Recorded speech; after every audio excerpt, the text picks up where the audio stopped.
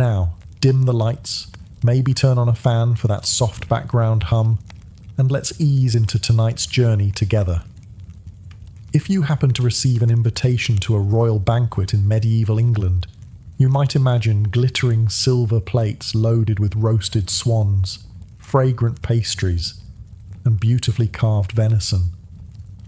Instead, one of the evening's greatest delicacies might arrive looking as though the castle chef had wandered down to the river, lost a bet, and decided to bake the loser into a pie. Meet the lamprey. Calling it a fish is technically correct, but only in the same way that calling a hurricane a bit windy is technically correct. The lamprey is a long, eel-like creature with no jaws and a perfectly round mouth lined with rows of tiny teeth. It has spent hundreds of millions of years refusing to become more visually appealing. Evolution looked at it several times and apparently concluded, good enough. To modern eyes, it resembles something designed by a sleep-deprived blacksmith after eating questionable mushrooms. To medieval nobles, however, it was luxury. Lampreys were especially prized in the rivers of England and northern France. They were difficult to catch, seasonal, and expensive enough that serving them instantly announced your wealth. If you could place a lamprey pie before your guests, you weren't simply offering dinner. You were politely informing everyone that your bank account was healthier than theirs. Kings adored them. Bishops requested them. Even monasteries occasionally enjoyed them when fortune smiled upon the kitchen. The meat itself was surprisingly rich, far fattier than most fish. Medieval cooks naturally looked at this already heavy ingredient and decided the obvious solution was to make it considerably heavier. After cleaning the lamprey, they simmered the meat in red wine with vinegar, cinnamon, cloves, ginger, pepper, onions, raisins, and other expensive spices before sealing everything inside a thick pastry crust. The finished pie looked magnificent. It also contained enough richness to make butter quietly wonder if perhaps things had gone a little too far. And then there was the blood. Rather than discarding it, many recipes mixed the lamprey's blood into the sauce to create a deeper colour and richer flavour. Modern television cooking competitions often celebrate using every part of the animal. Medieval cooks heard that philosophy centuries early and interpreted it with remarkable enthusiasm. The lamprey's most famous admirer was King Henry I. According to medieval chroniclers, his physicians repeatedly warned him not to eat so many lampreys. Whether they feared indigestion, food poisoning, or simply wanted their king to survive another winter, we cannot say for certain. Henry, however, seems to have treated medical advice the way many people treat the terms and conditions before installing software. He ignored it. In the year 1135, after reportedly enjoying a generous meal of lampreys, the king fell gravely ill and died shortly afterward. Today, historians are careful not to blame the pie entirely. He may have suffered from food poisoning, another illness, or a combination of factors unrelated to his favourite meal. Medieval medicine was not exactly famous for controlled clinical trials. If someone sneezed near a comet while eating fish on a Tuesday, there was a decent chance all three would end up being blamed. Still, the story endured because it was simply too good not to repeat. A mighty king brought low, not by an invading army or a palace conspiracy, but by repeatedly saying, "One more slice won't hurt." Whether or not the lamprey actually caused his death, it certainly earned one of history's most memorable culinary reputations. The remarkable thing is that medieval diners genuinely loved this dish. They saw elegance where we see nightmare fuel. To them, lamprey pie represented wealth, refinement, and sophisticated taste. To us, it looks like someone accidentally baked a vampire's lunch into pastry and served it with complete confidence. And somehow, this is only the beginning. By the end of tonight's feast, you may find yourself looking at plain boiled vegetables with a newfound sense of gratitude.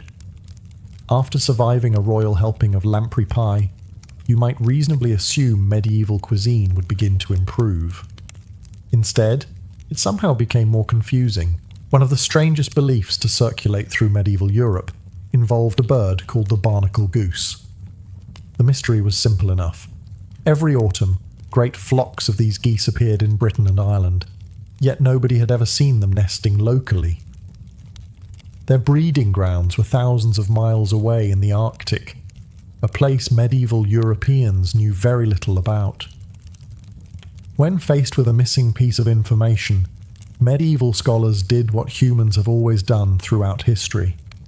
They confidently invented one.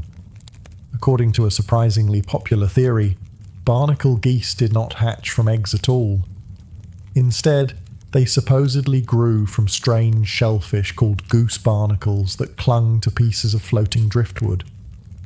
Over time, tiny birds were believed to develop inside the shells before dropping into the sea and flying away as fully formed geese. If this sounds ridiculous, remember that nobody could simply search for "where do barnacle geese nest?" The nearest search engine was an elderly monk who had once spoken to a fisherman whose cousin claimed to know someone who had definitely seen it happen. Illustrations from medieval manuscripts even show little geese hanging from pieces of wood, like ripe fruit waiting for harvest. Naturally, people began asking an important question. If these birds came from shellfish instead of ordinary animals, were they technically meat? For many medieval Christians, especially during fasting seasons like Lent, eating meat from land animals was forbidden. Fish, however, remained perfectly acceptable. Since barnacle geese supposedly originated in the sea, several regions concluded that eating them during fast days was completely reasonable. One suspects the geese themselves were never consulted on this theological loophole.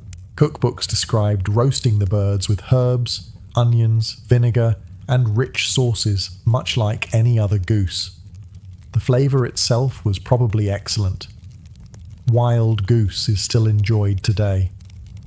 What tasted unpleasant, however, was the medieval habit of combining the rich meat with powerful vinegars, excessive spices, and sweet ingredients like raisins or prunes in the same dish.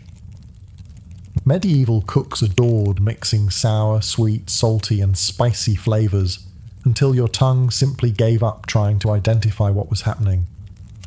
It was less a recipe and more an organised negotiation between competing ingredients. Eventually, explorers reached the Arctic nesting grounds and discovered the truth. Barnacle geese reproduced exactly like every other sensible bird by laying eggs. An entire culinary tradition built upon spontaneous tree-grown geese quietly collapsed. Still, you have to admire the medieval imagination. Presented with a migratory mystery, they invented one of history's most entertaining biological theories, and then celebrated their scientific breakthrough by putting gravy on it. By now, you've probably noticed that medieval cooks had a remarkable talent for taking perfectly edible ingredients and asking, how can we make this significantly more challenging? Their answer, quite often, was salt. Lots of it. Salted herring became one of the most common foods across northern Europe during the Middle Ages. Every autumn, enormous schools of herring filled the North Sea and the Baltic. Fishermen caught millions of them, and merchants quickly realized there was a fortune to be made if the fish could survive long journeys inland. Without refrigeration, there was only one reliable solution: bury the fish in enough salt to preserve it for months. Freshly caught herring were cleaned, layered inside large wooden barrels, and buried beneath mountains of coarse sea salt. The salt drew moisture from the flesh, preventing bacteria from growing and allowing the fish to travel hundreds of miles. By the time a barrel reached a market in Central Europe, the herring inside had become astonishingly durable. Some probably qualified as building materials. The fish remained edible for months, sometimes even a year. That was the good news. The bad news was that every bite contained approximately half the North Sea. Before cooking, families usually soaked the herring in buckets of fresh water for an entire day. Wealthier households sometimes changed the water several times in hopes of removing more salt. Poorer families often lacked the luxury of wasting fresh water, so the fish simply stayed enthusiastic. Even after soaking, the first bite could leave your mouth feeling as though you had accidentally swallowed a wave. Medieval cooks tried everything to improve the flavour. They simmered herring with onions, mustard, parsley, vinegar, and wine. Some recipes added raisins, apples, or honey in an attempt to balance the saltiness. Others covered the fish with strong sauces packed with pepper, cinnamon, cloves, and ginger. This was not because medieval people disliked spices. It was because they were desperately negotiating peace between the fish and their taste buds. Salted herring became especially important during Lent and the many religious fast days observed throughout the year. Depending on the calendar, Christians could spend well over 100 days annually avoiding meat. Fish therefore became an essential source of protein, and herring was cheap enough to feed everyone from peasants to monks. Monasteries often purchased entire wagon loads of salted fish before winter arrived. Imagine spending months copying illuminated manuscripts by candlelight while eating salted herring 3 or 4 times a week. Suddenly, those vows of silence begin to make perfect sense. Despite its overpowering flavour, herring helped sustain medieval Europe. It fed armies, supplied growing cities, and supported an enormous international trade network, stretching from Scandinavia to Italy. People tolerated the taste because the alternative was simple. Hunger rarely complains about seasoning. Still, after your 5th consecutive meal of salty fish, even the most devoted medieval diner may have found themselves dreaming of something truly exotic. Like plain bread. After surviving salted herring, you might hope medieval dinner would finally offer something comforting. It did. Unfortunately, comfort and excitement are not always close friends. Few dishes appeared on medieval tables more often than pottage. It was the everyday meal of peasants, craftsmen, monks, and even many nobles when grand feasts were not being held. If medieval Europe had a national dish, this thick stew would be a very strong candidate, and among its many variations, black pottage earned a particularly intimidating reputation. The name sounds like something brewed by a villain in a fairy tale, but it simply referred to the stew's dark colour. Long cooking, dark grains, leafy vegetables, onions, beans, and occasionally animal blood or dark broth could turn the mixture nearly black. It looked less like dinner, and more like a suspicious patch of swamp that had somehow found its way into your bowl. The ingredients depended entirely on what happened to be available. Cabbage, leeks, turnips, peas, barley, old bread, sometimes beans, sometimes oats, sometimes all of them at once. The remarkable thing about pottage was that it never truly ended. A large iron pot hung over the household fire day and night.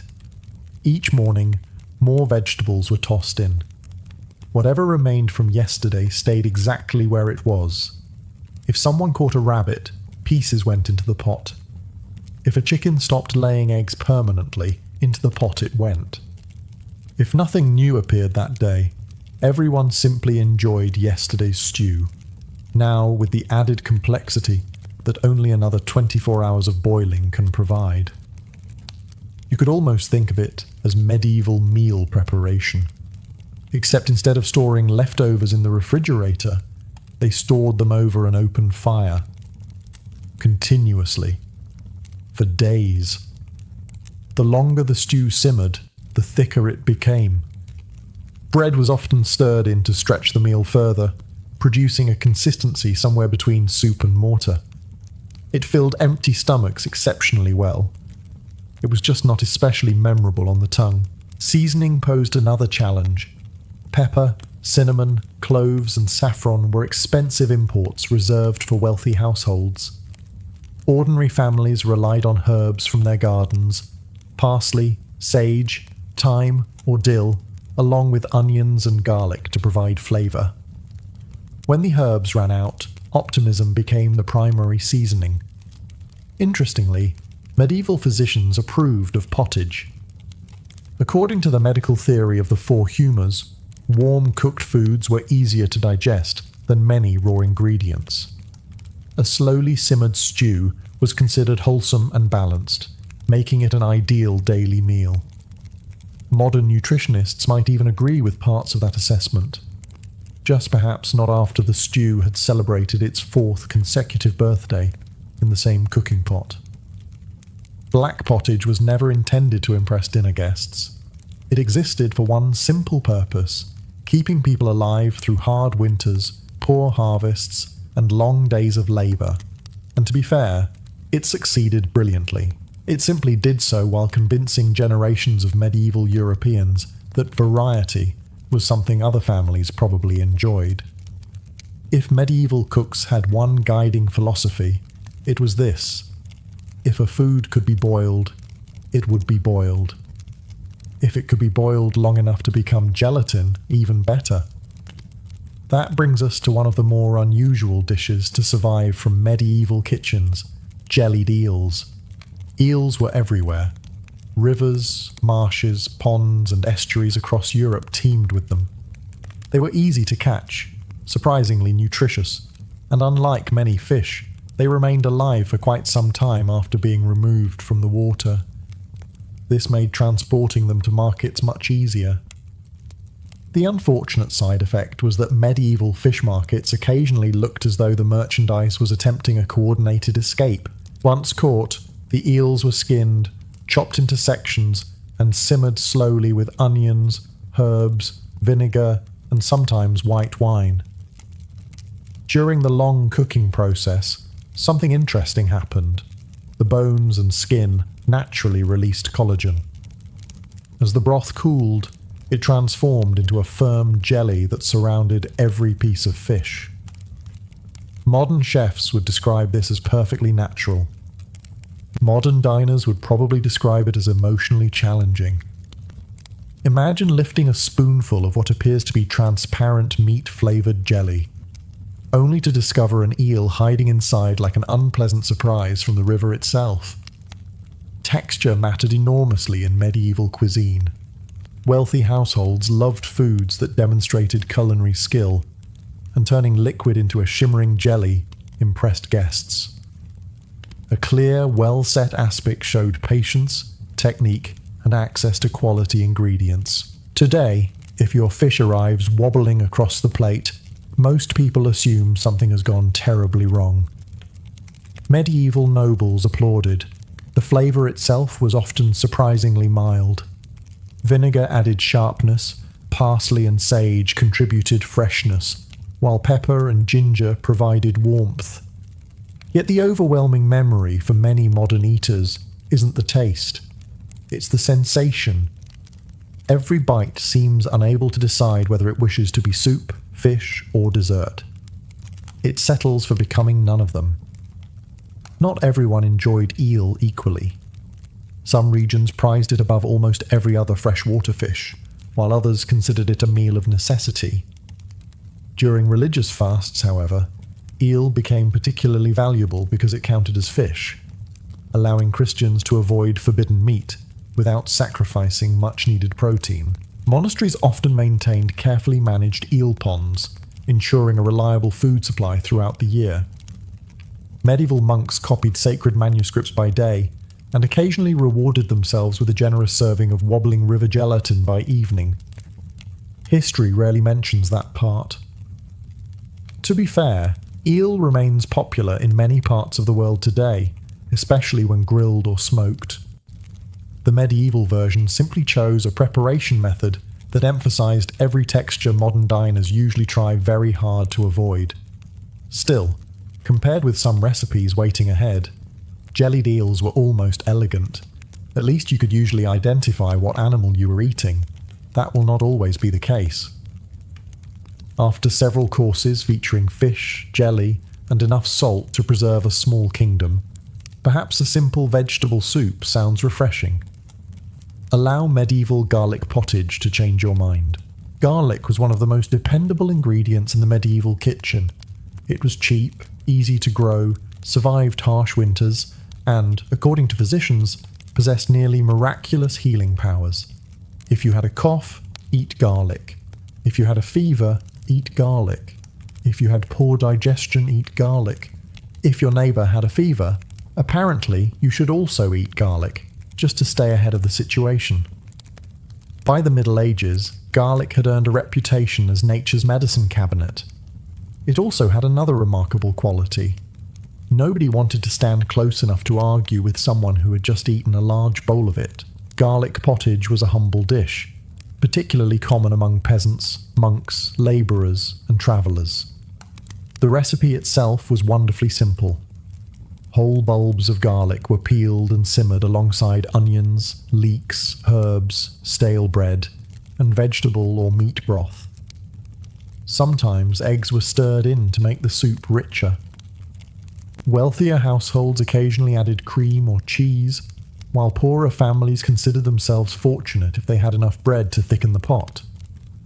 The result was filling, inexpensive, and astonishingly aromatic. Not aromatic in the modern sense of pleasantly fragrant, more in the sense that your arrival could be detected several minutes before you actually entered the room. Medieval cooks often boiled the garlic until it became soft enough to dissolve into the broth. This mellowed some of its sharpness, creating a creamy texture and surprisingly rich flavour. Herbs such as parsley, sage, thyme, or hyssop rounded out the soup, while vinegar occasionally added a pleasant sour note.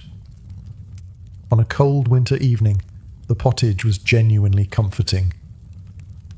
The following morning, however, everyone within conversational distance became unwilling participants. Medical writers praised garlic enthusiastically. Influenced by the ancient teachings of Hippocrates and Galen, medieval physicians believed garlic warmed the body, improved circulation, aided digestion, and helped drive away harmful vapours thought to spread disease. During outbreaks of illness, many people deliberately increased the amount of garlic they consumed. Whether it actually prevented disease remains uncertain. It almost certainly prevented close social interaction. Monasteries frequently cultivated garlic in their herb gardens, and recipes appear throughout medieval household manuals. Unlike saffron or imported cinnamon, garlic belonged to everyone. Kings might dine on peacocks covered in gold leaf, but even they occasionally relied on the same humble bulb growing in a peasant's garden. It was one of the rare ingredients that ignored social class completely. Modern versions of garlic soup can be wonderfully delicate and balanced. Medieval garlic pottage, however, believed moderation was a personal weakness. If 1 clove was beneficial, 12 could only improve matters. It was a philosophy shared by remarkably few dinner companions. Still, after a lifetime of salted fish, black pottage and jellied eels, perhaps a bowl of garlic soup wasn't such a terrible bargain. At least this meal looked like soup.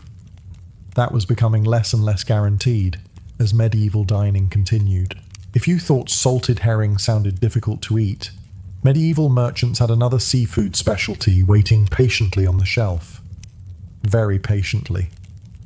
Stockfish was, quite literally, fish-dried until it became almost as hard as wood.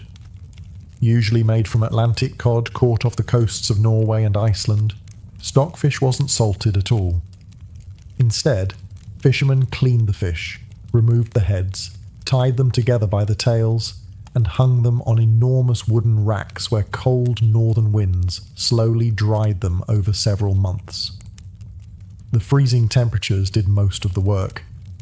Moisture gradually disappeared, while the flesh hardened into something remarkably durable. By the time the process was finished, the fish no longer resembled dinner. It resembled a plank, Merchants loved stockfish because it solved nearly every transportation problem. It weighed far less than fresh fish, could survive years without spoiling if kept dry, and travelled across Europe in enormous quantities. Ships carried it to England, Germany, France, Italy, and beyond, making it one of medieval Europe's most valuable exports. It was essentially the canned food of the Middle Ages. Except cans are generally easier to chew. Before anyone could eat stockfish, however, it had to be brought back to life. The dried fish was soaked in cold water for 2 or sometimes 3 days. The water needed changing regularly as the cod slowly absorbed moisture. Wealthy households often assigned servants specifically to manage this process. Imagine explaining your profession today. So, what do you do for a living? I watch fish become less solid. Even after days of soaking, the cod often remained remarkably firm. Medieval cooks boiled it for hours before serving it with butter, mustard, onions, garlic, or thick sauces made from wine and herbs. Some recipes shredded the meat into stews or pies, while others beat it with wooden mallets to soften the stubborn fibres. If your dinner requires carpentry tools, perhaps dinner has become overly ambitious. Stockfish appeared frequently during Lent and other religious fasts when meat was forbidden. Monasteries purchased vast quantities because it stored so well. Entire communities relied on it during long winters when fresh food became scarce. Nobody claimed it was exciting. It was simply dependable. Contemporary accounts suggest the flavour itself was mild, but the texture divided opinions even then. Properly prepared stockfish could become pleasantly flaky. Poorly prepared stockfish retained a determination that bordered on personal insult. One bite reminded you that this fish had survived Arctic winds for months. It wasn't about to surrender quietly to your teeth. Despite its reputation, stockfish helped feed medieval Europe for centuries. It supported international trade, enriched Scandinavian kingdoms, and prevented countless people from going hungry during difficult seasons. Still, somewhere in a busy medieval kitchen, one can imagine a weary cook staring at a piece of dried cod, reaching for a hammer, and wondering whether perhaps cabbage would have been easier. The answer, surprisingly, was yes. Unfortunately, the medieval cookbook was nowhere near finished finding new ways to challenge the human appetite. By this point, you might be wondering whether medieval cooks actually enjoyed subtle flavours. The answer is wonderfully simple. No. If a sauce didn't make your eyes water, or briefly convince you that you had inhaled it by mistake, many medieval diners probably considered it a little disappointing. Few condiments demonstrate this better than medieval mustard. Unlike the smooth, mild mustard found in many modern kitchens, medieval mustard was an entirely different creature. Cooks ground black or brown mustard seeds into a coarse powder, using heavy stone mortars. They then mixed it with vinegar, verjuice made from unripe grapes, strong ale, or wine. Depending on the household, they might also add ginger, pepper, cinnamon, cloves, garlic, or honey. The final result wasn't simply spicy, it was enthusiastic. One spoonful could clear your sinuses so efficiently that medieval physicians might have considered it a medical procedure. The popularity of mustard wasn't accidental. Medieval meat often lacked the freshness we expect today. Animals were usually slaughtered in autumn, preserved through winter, or transported without refrigeration. Even perfectly edible meat could develop flavours that benefited from distraction. Mustard specialised in distraction. By now, you've probably noticed that medieval cooks shared one philosophy above all others. If it could be eaten, it would be eaten. If there was any debate about whether it could be eaten, someone would probably try anyway.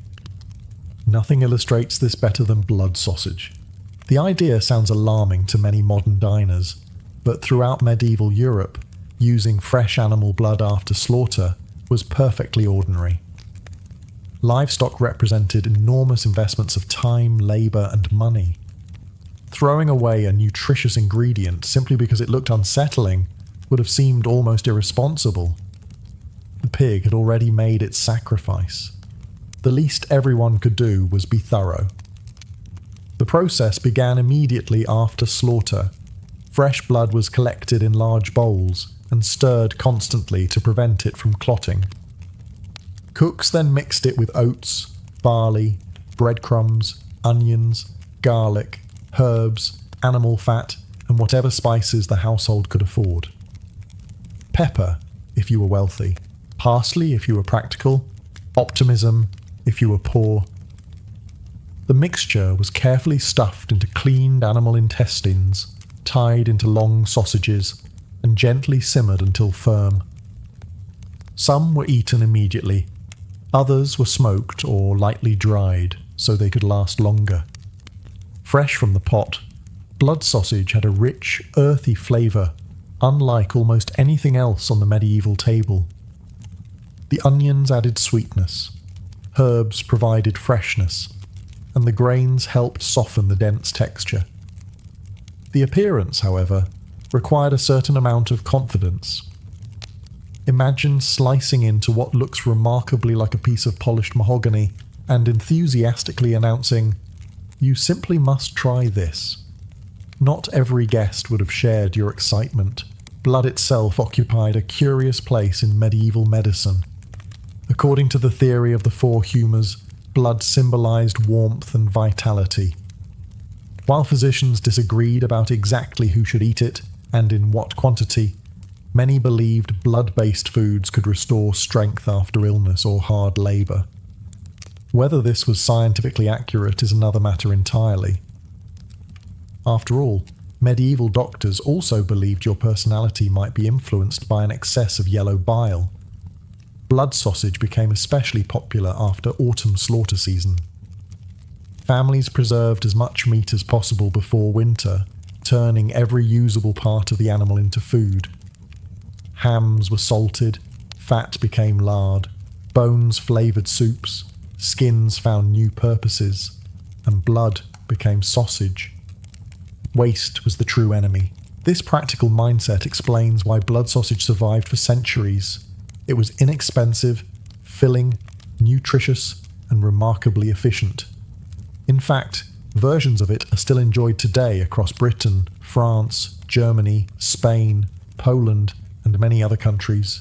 Modern recipes, however, usually benefit from better seasoning, careful preparation, and refrigeration. 3 advantages medieval kitchens would have accepted with grateful disbelief. Still, compared with several recipes waiting ahead, blood sausage almost begins to sound sensible. At least everyone knew exactly what ingredient made people nervous. The next medieval specialty managed to disguise its unpleasant surprises beneath a generous layer of sauce, proving once again that if enough vinegar and spices were involved, almost anything could be presented as fine dining. After blood sausage, perhaps a simple fish dish sounds like a welcome return to familiar waters. The medieval cook agreed, then reached for an entire jug of vinegar. To modern diners, vinegar is usually a supporting actor.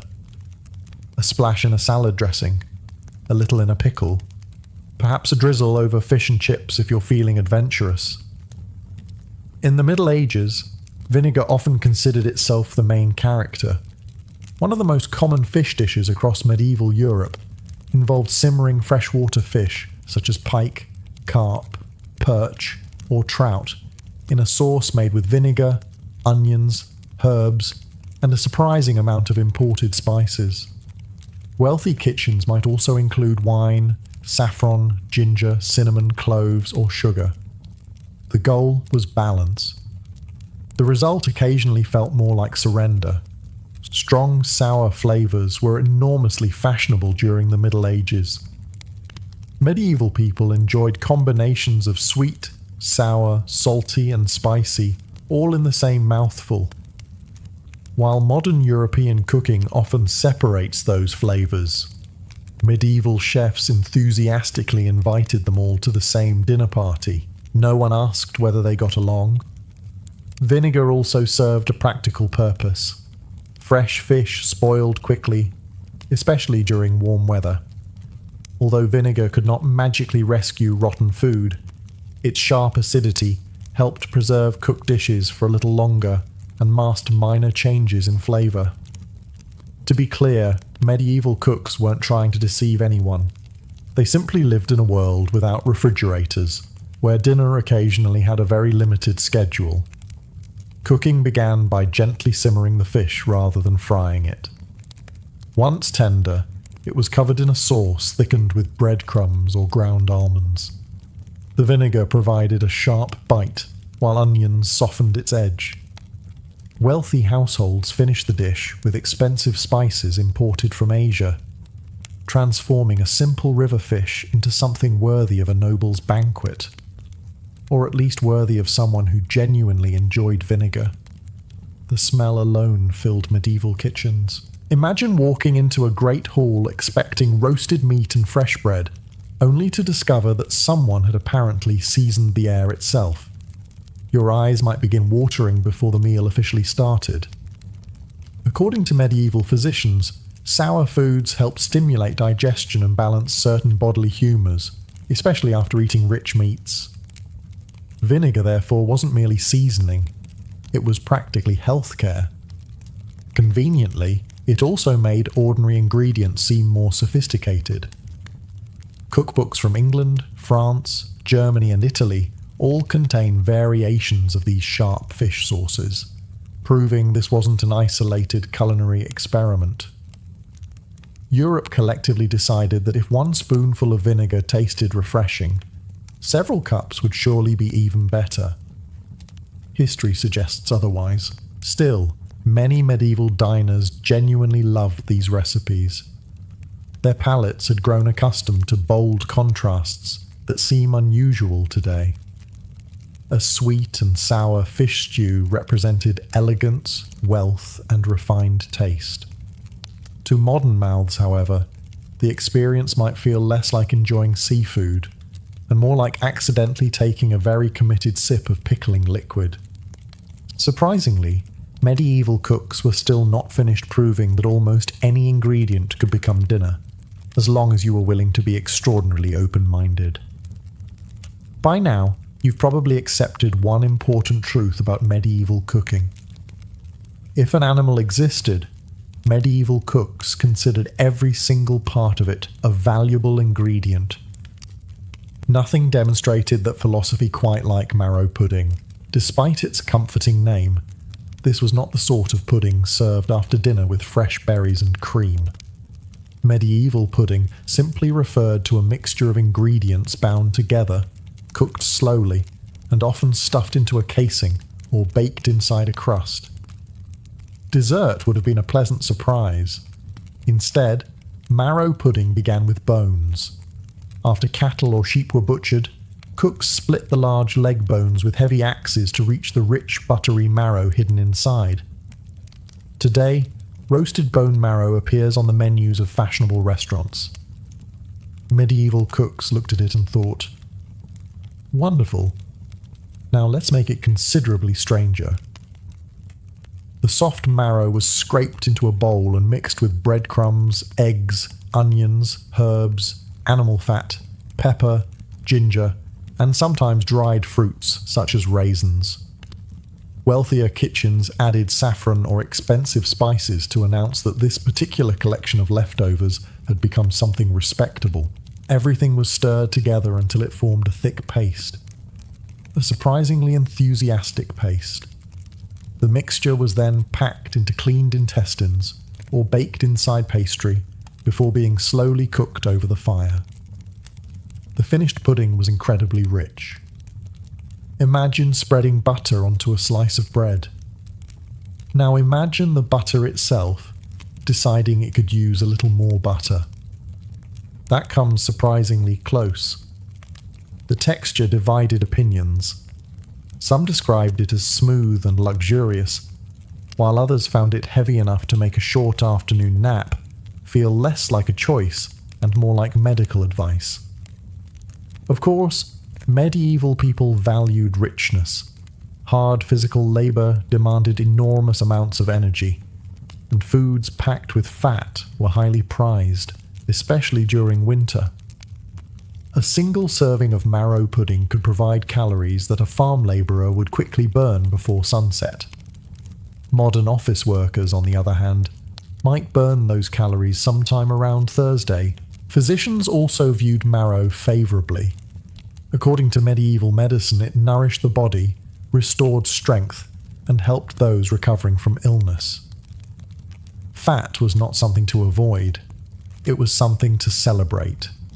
This practical attitude reflected a larger reality of medieval life. Food shortages were common, livestock required tremendous effort to raise, and wasting edible ingredients bordered on foolishness.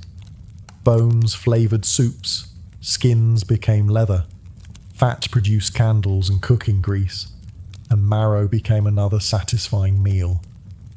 Very little went unused. To modernise, the recipe may seem unusual, but the underlying logic was remarkably sensible. Medieval families transformed what others might discard into valuable nourishment. The only questionable decision was calling it pudding.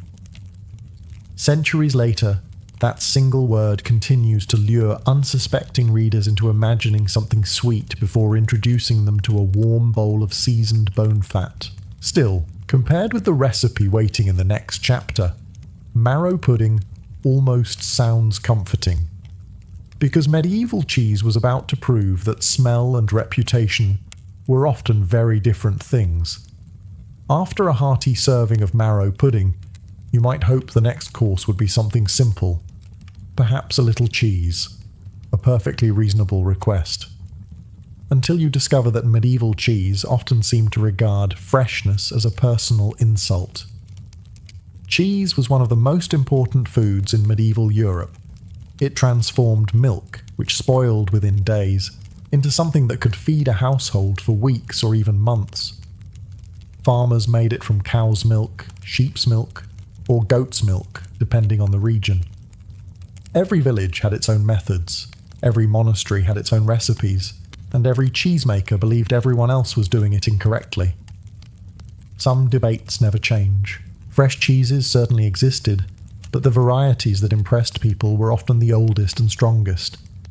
Wheels of cheese sat in cool cellars, slowly drying, aging, and developing increasingly powerful aromas. A well-aged cheese was considered a mark of patience and skill. To modern noses, it could also be considered a remarkably effective way to clear a room. The smell came from perfectly natural bacteria and molds breaking down fats and proteins inside the cheese. Medieval people didn't understand the science, but they knew one thing. The stronger the smell, the more interesting the cheese. Some cheeses became so hard with age that cooks grated them into soups and pottages. Others remained soft, but developed flavours that ranged from pleasantly nutty to aggressively unforgettable. A traveller entering a medieval pantry might have wondered whether someone had forgotten to remove something several weeks earlier. The answer was no. That was tonight's appetizer. Cheese rarely appeared alone. It was commonly served with coarse bread, onions, apples, pears, walnuts, or honey. Wealthier households paired it with wine, while monasteries often enjoyed cheese during periods when meat was restricted by the church. For peasants, cheese was an everyday necessity. For nobles, the finest aged cheeses became symbols of refinement. Interestingly, medieval physicians had mixed opinions about cheese. Some praised young, fresh cheese as nourishing and easy to digest. Others warned that heavily aged cheese could slow digestion, create excessive phlegm, or upset the body's balance of humours. Considering some of the stronger varieties, one suspects the physicians had conducted extensive personal research. Cheese also played an important role for travellers. It kept well, required no cooking, and packed a great deal of nutrition into a relatively small package. A merchant crossing Europe or a pilgrim walking to a distant shrine could carry cheese far more easily than fresh meat. The only challenge came when sharing accommodations. Your fellow travellers always knew exactly who had packed the cheese. Despite its intimidating aroma, medieval cheese was genuinely delicious to those accustomed to it. Taste changes across cultures and centuries. Foods that seem overwhelming to one generation become treasured delicacies to another.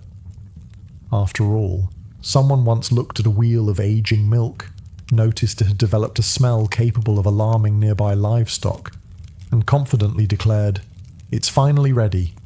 And somehow they were probably right. Still, our final medieval recipe is perhaps the most deceptive of them all. A broth that promised health, delivered bitterness, and somehow convinced generations of people that medicine and dinner should arrive in the very same bowl. By the late Middle Ages, people firmly believed that food and medicine belonged together, sometimes a little too closely. If you visited a medieval household feeling under the weather, there was a good chance someone would hand you a steaming bowl of herb broth with complete confidence. They were trying to help. Your taste buds simply happened to become collateral damage. Unlike today's comforting chicken soup, medicinal herb broths were built around plants chosen not for flavour, but for their supposed healing powers. Medieval cooks and physicians reached for herbs like rue, wormwood, hyssop, horehound, sage, fennel, yarrow, and sometimes even tansy. Most of these herbs were intensely bitter, sharply aromatic, or both. The guiding principle was surprisingly straightforward. If it tasted pleasant, it probably wasn't powerful enough. Wormwood was especially famous. Today it is best known as one of the ingredients used to make absinthe, but medieval healers valued it for entirely different reasons. They believed it strengthened the stomach, expelled parasites, improved digestion, and generally persuaded the body to behave itself. It also tasted as though someone had boiled an entire garden after it had developed a bad attitude. Rue was another favourite. Physicians prescribed it for headaches, infections, poor eyesight, and even protection against plague. Modern science has shown that large quantities of rue can actually be toxic. Medieval doctors understandably missed that chapter. The broth itself usually began with a base of meat stock if the household could afford it, or simply water thickened with onions and stale bread. Into this went handfuls of medicinal herbs, followed by garlic, leeks, parsley, and occasionally vinegar to balance the mixture. Balance in this case meant ensuring that no single unpleasant flavour dominated the others. They shared the responsibility equally. The result was deeply bitter, earthy, and powerfully fragrant. Honey occasionally softened the harsher edges, but only if the family could spare such an expensive luxury. Most people simply accepted the bitterness as proof the medicine was working. After all, nobody ever looked excited while swallowing something effective. Medieval medicine rested upon the theory of the four humours. Physicians believed illness resulted from imbalances within the body, and every herb possessed warming, cooling, drying, or moistening qualities capable of restoring harmony. Whether the patient enjoyed dinner was considered a secondary concern. Monasteries became masters of medicinal gardening, cultivating dozens of herbs in carefully organised plots. Monks copied ancient medical texts, experimented with remedies, and prepared countless broths for sick travellers and fellow brothers. Some undoubtedly saved lives. Some probably inspired miraculous recoveries simply because patients became determined never to drink another bowl. Ironically, several herbs used in these broths really do contain useful medicinal compounds.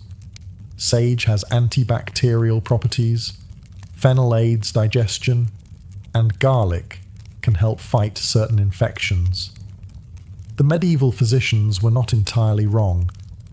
They simply lacked the modern ability to separate effective medicine from ingredients that made every spoonful feel like a personal challenge.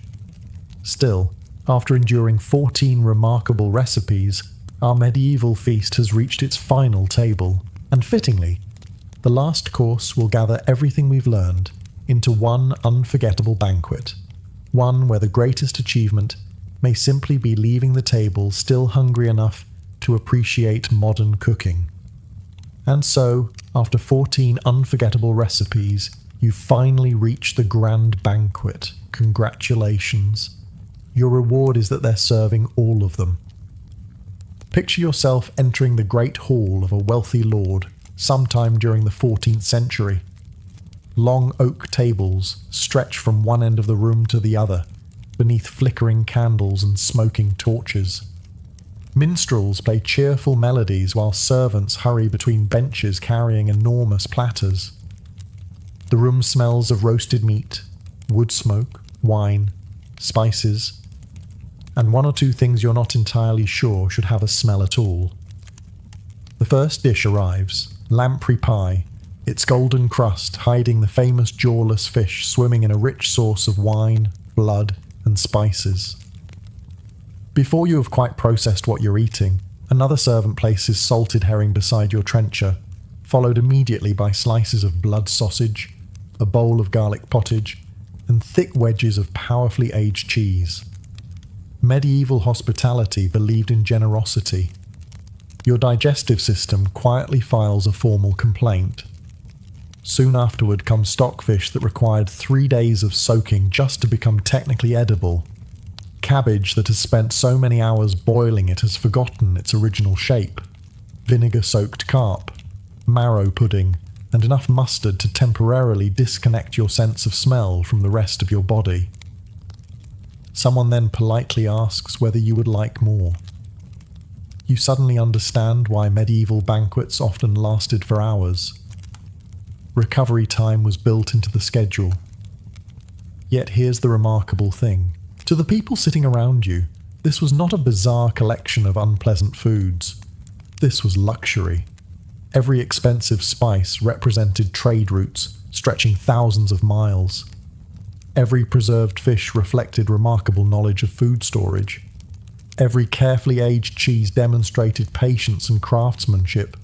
Every rich pie announced prosperity in a world where famine always lingered somewhere beyond the next harvest. Even the simplest cabbage stew represented security. It meant the family had enough food to survive another winter. The medieval table was never simply about taste.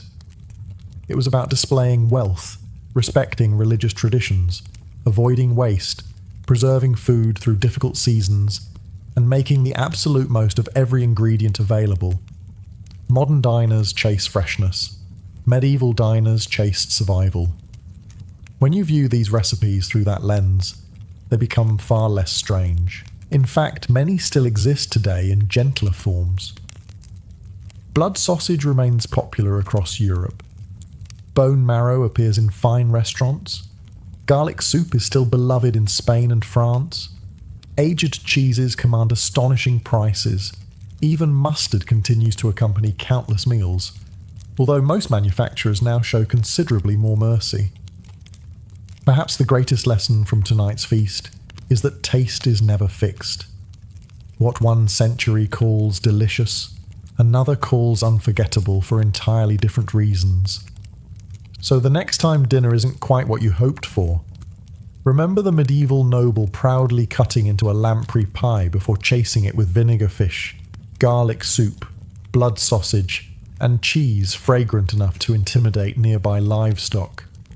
Suddenly, that slightly overcooked pasta doesn't seem so bad after all.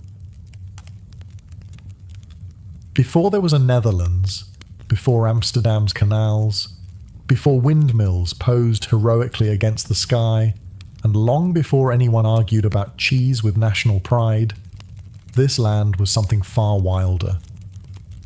It was a low, wet frontier of rivers, marshes, forests, dunes, and restless sea. The Rhine, Maas, and Scheldt did not simply pass through the landscape. They shaped it, broke it apart, fed it, flooded it, and occasionally reminded everyone living there that dry land was more of a suggestion than a promise. Villages rose on higher ground, on riverbanks, on sandy ridges, and on artificial mounds where people tried to stay above the water, like sensible creatures, avoiding a very patient enemy. The people who lived here were not Dutch in the modern sense. There was no single kingdom, no national flag, no neat border drawn by officials with serious faces and clean sandals. Instead, there were many communities, each tied to its own land, leaders, cattle, ancestors, and river routes. Some were Germanic-speaking tribes. Others lived close enough to Celtic worlds and Roman influence that identity became less like a label and more like a muddy cloak. Useful, flexible, and probably in need of washing. Among the best known were the Batavi, who lived in the river delta and would later become famous as fierce fighters under Roman command. Near the coast were the Cananephates, neighbours of the Batavi, watching the sea and the empire with equal suspicion.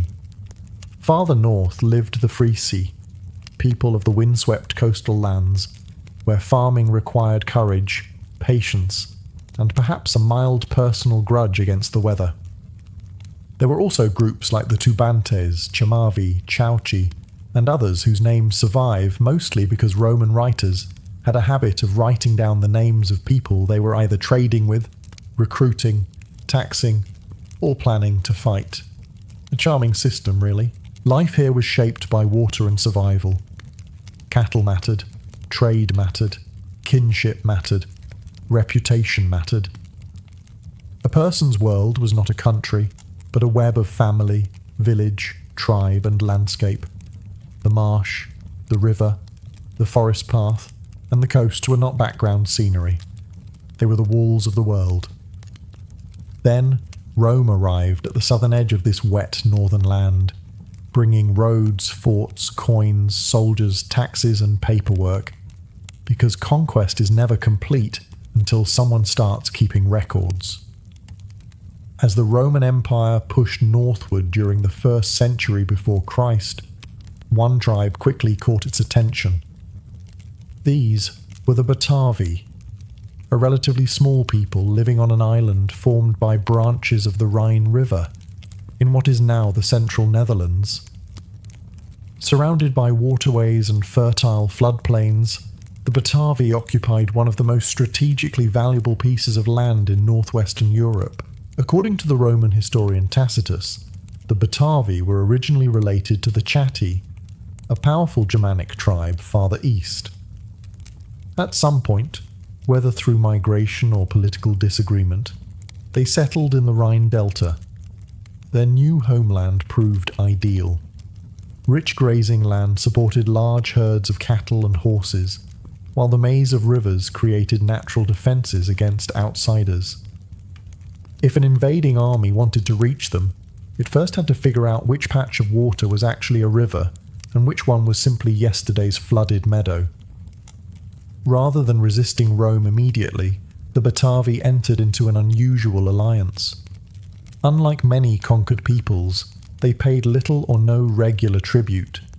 Instead, they supplied something the Romans valued even more: soldiers. Batavian warriors soon earned an extraordinary reputation across the empire. They served as elite auxiliary troops, fighting everywhere from Britain to the Danube frontier. Roman commanders admired their discipline, courage, and remarkable ability to swim across rivers while carrying weapons and shields. Ancient writers even claimed they could cross swift currents alongside their horses without breaking formation. Modern military instructors might call this exceptional training. The Romans probably called it extremely useful. Their cavalry became some of the finest in the Roman army, and Batavian bodyguards were trusted to protect emperors themselves. For a tribe living on the empire's northern frontier, this was a remarkable position. Young Batavian men could travel thousands of miles, seeing deserts, mountains, and cities larger than anything they had imagined, before eventually returning home with Roman pay, foreign goods, and stories that undoubtedly became more impressive with every telling. Yet this close partnership came at a cost.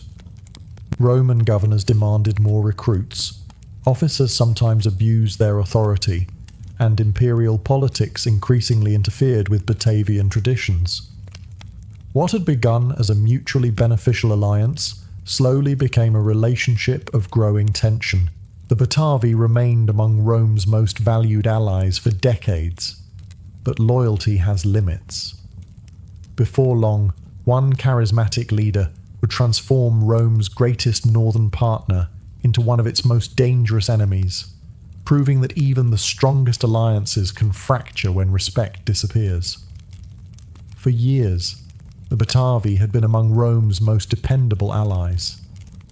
Their young men filled the ranks of elite auxiliary units, their leaders cooperated with imperial governors, and their homeland served as a stable frontier between civilization, as the Romans liked to call it, and everyone else, who naturally disagreed. But by the late 1st century after Christ, that carefully balanced relationship was beginning to crack. The breaking point came during one of the Roman Empire's most chaotic periods, the Year of the Four Emperors. In the year 69 after Christ, Emperor Nero was dead, and 4 different men claimed the imperial throne in quick succession. Legions across the empire were choosing sides, generals were declaring themselves emperor, and Roman politics briefly resembled an extremely expensive bar fight. Amid this confusion stood a Batavian noble named Julius Civilis. Civilis was no ordinary tribal leader. He had served in the Roman military, spoke their language, understood their tactics, and even carried a Roman name, evidence of his family's privileged relationship with the empire. Yet despite years of loyal service, Roman officials had arrested him on suspicion of treason. Although he was eventually released, the humiliation left deep scars. At the same time, Roman commanders were demanding ever more Batavian recruits, often using intimidation and harsh methods to fill their ranks. Civilis saw an opportunity. Using Rome's civil war as cover, he convinced many Batavi that the moment had come to reclaim their independence. At first, he claimed he was supporting one Roman claimant against another, allowing him to gather forces without immediately provoking the full weight of the empire. Soon, however, the revolt became unmistakably anti-Roman. The Batavi attacked forts along the Rhine frontier, and neighbouring tribes, including the Canonifates and several Germanic peoples from across the river, joined the uprising.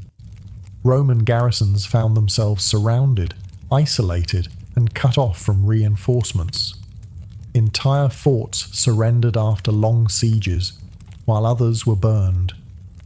Even experienced Roman legions struggled in the flooded riverlands, where local knowledge often mattered more than strict military discipline.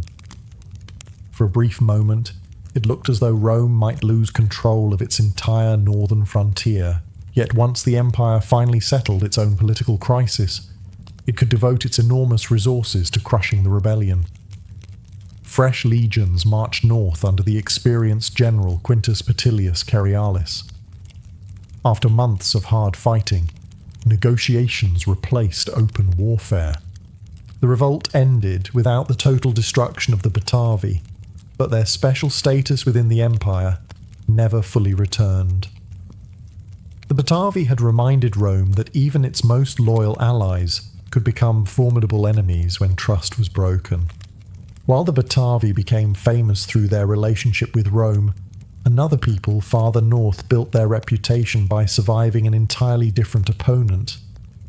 Their greatest enemy was not an empire, but the sea itself. The Frisi occupied the coastal regions stretching across what is now the northern Netherlands and into northwestern Germany. It was a beautiful landscape, but only if you admired places where the tide occasionally attempted to repossess your home. The North Sea was unpredictable, storms were frequent, and much of the land lay barely above sea level. Yet the Frisi refused to leave. Instead, they adapted with remarkable ingenuity. Long before medieval Dutch engineers became renowned for reclaiming land from the sea, the Frisi had already developed their own solution. They built artificial dwelling mounds known today as Turpen. or Virden in some regions.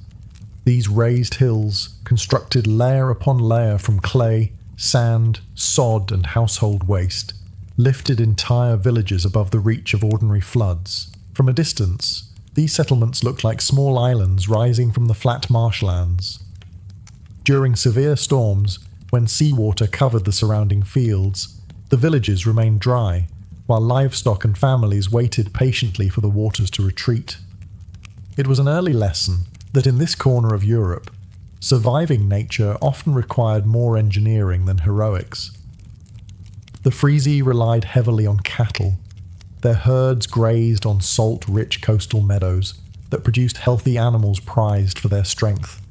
Cattle represented wealth, food, trade, and social status all at once. Horses were also highly valued, and Frisian horses gained a reputation throughout the Roman world for their endurance. Fishing, hunting waterfowl, collecting shellfish, and trading along the coast completed their economy. Small boats travelled rivers and tidal channels, connecting distant communities that often seemed isolated on land. Amber from the Baltic, furs from the north, Roman goods from the south, and locally produced livestock all moved through these waterways. Like the Batavi, the Frisi eventually came into contact with Rome. At first, relations were relatively peaceful.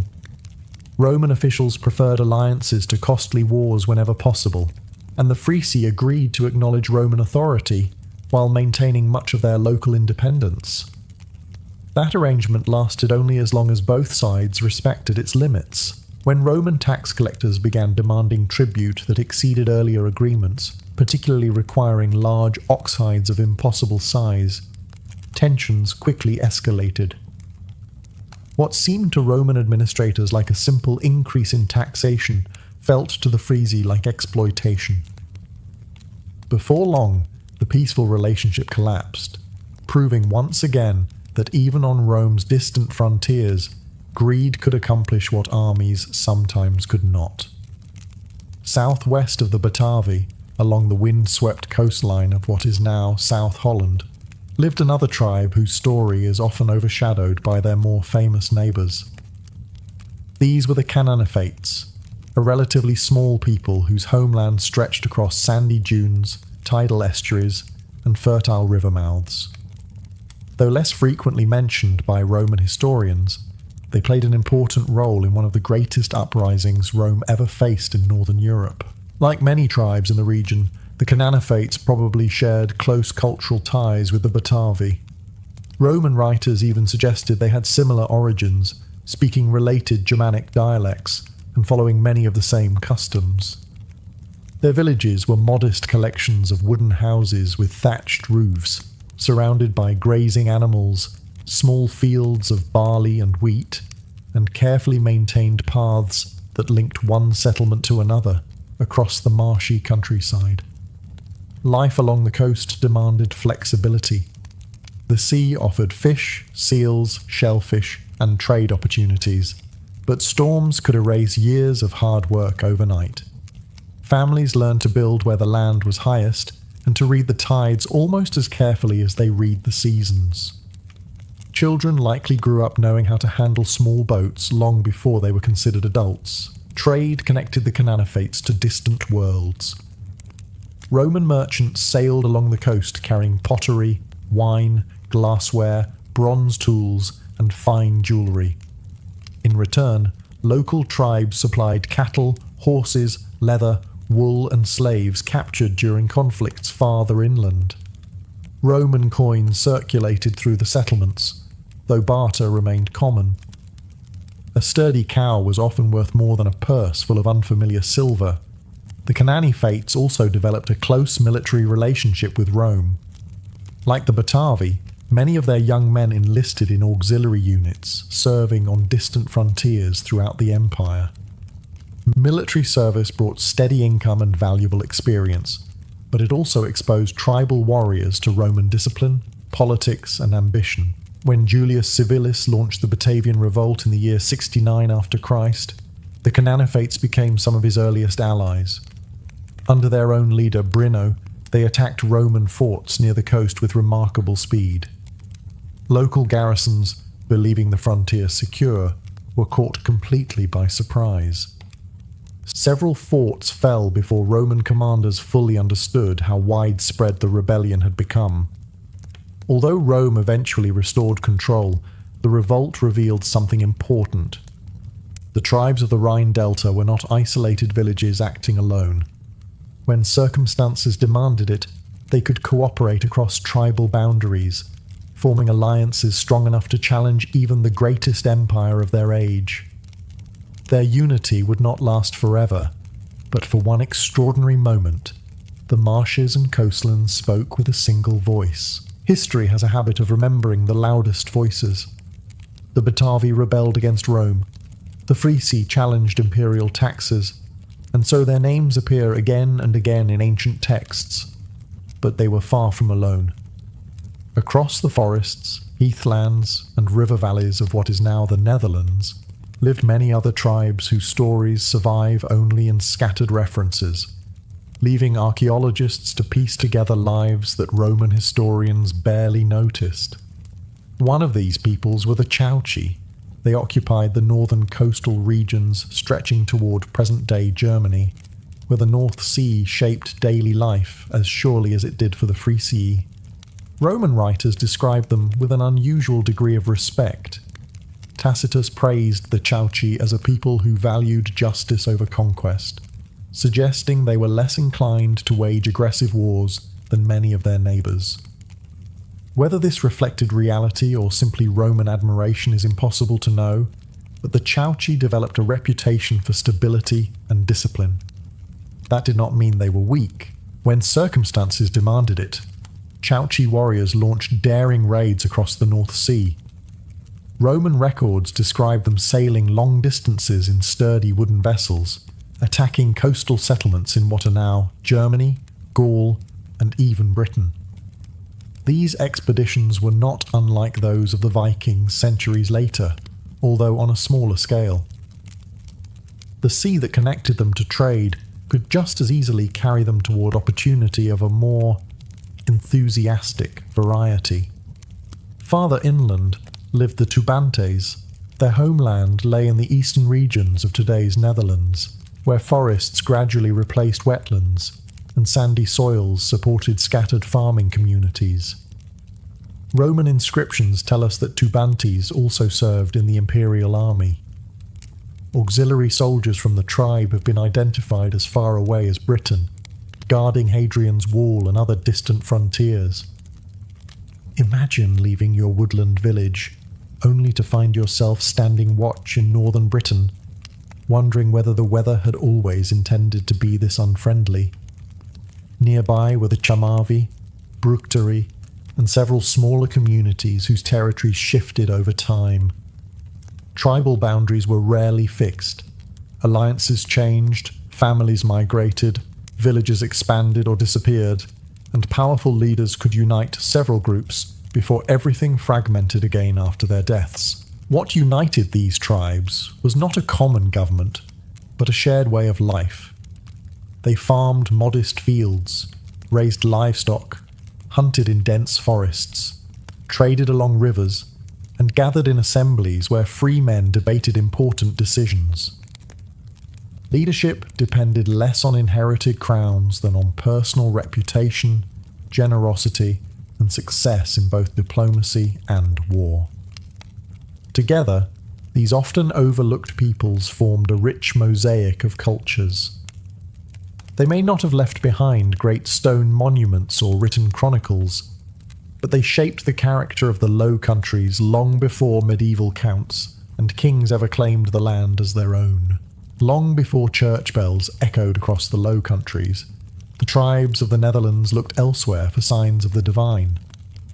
They found them in towering oak trees, quiet springs, mist-covered marshes, and rivers whose currents seemed to possess a will of their own. To the Batavi, Frisi, Canaanophates, and their neighbours, the natural world was not merely a place to live. It was alive with unseen powers. Unlike the Romans, they left behind no grand temples of marble or towering statues of their gods. Their sacred places were often open-air sanctuaries hidden within forests or situated near rivers and wetlands. Archaeologists have uncovered weapons, jewellery, pottery, animal bones, and coins deliberately placed into bogs and waterways. These were not accidents. They were offerings, gifts intended for deities or spirits believed to inhabit these places. Water held particular importance. Rivers connected villages and trade routes, but they also marked boundaries between worlds. Throwing valuable objects into deep pools or marshes may seem wasteful today, but to these tribes, it represented an act of devotion. A finely crafted sword or decorated spear offered to the gods was not being discarded. It was being entrusted to powers beyond human reach. Many of their gods remain mysterious because the tribes themselves left no written records. What we know comes largely from Roman inscriptions and later archaeological discoveries. The Batavi, for example, worshipped a goddess known as Nehelenia, particularly along the coast. Merchants and sailors prayed to her before dangerous voyages across the North Sea. Stone altars dedicated by Roman traders depict her seated with a basket of fruit, a faithful dog beside her, and symbols of prosperity and safe travel. Other deities reflected the blending of cultures that developed under Roman influence. Local gods were sometimes identified with Roman ones, creating hybrid forms of worship. A tribal war god might become associated with Mars, while a local sky deity could be linked to Jupiter. Rather than replacing native beliefs entirely, Roman religion often absorbed them, creating a spiritual landscape that reflected both worlds. Religion also strengthened communities. Seasonal festivals marked the harvest, the return of spring, and important moments in the farming calendar. Families gathered to share meals, make sacrifices, settle disputes, and honour their ancestors. Oral tradition preserved stories of heroes, spirits, and legendary founders, though most of these tales disappeared long before they could be written down. As Roman influence slowly faded in the centuries that followed, new beliefs would arrive from the south. Christianity would eventually transform the region, replacing sacred groves with churches and missionaries. Yet beneath many medieval villages, archaeologists still uncover traces of those much older traditions.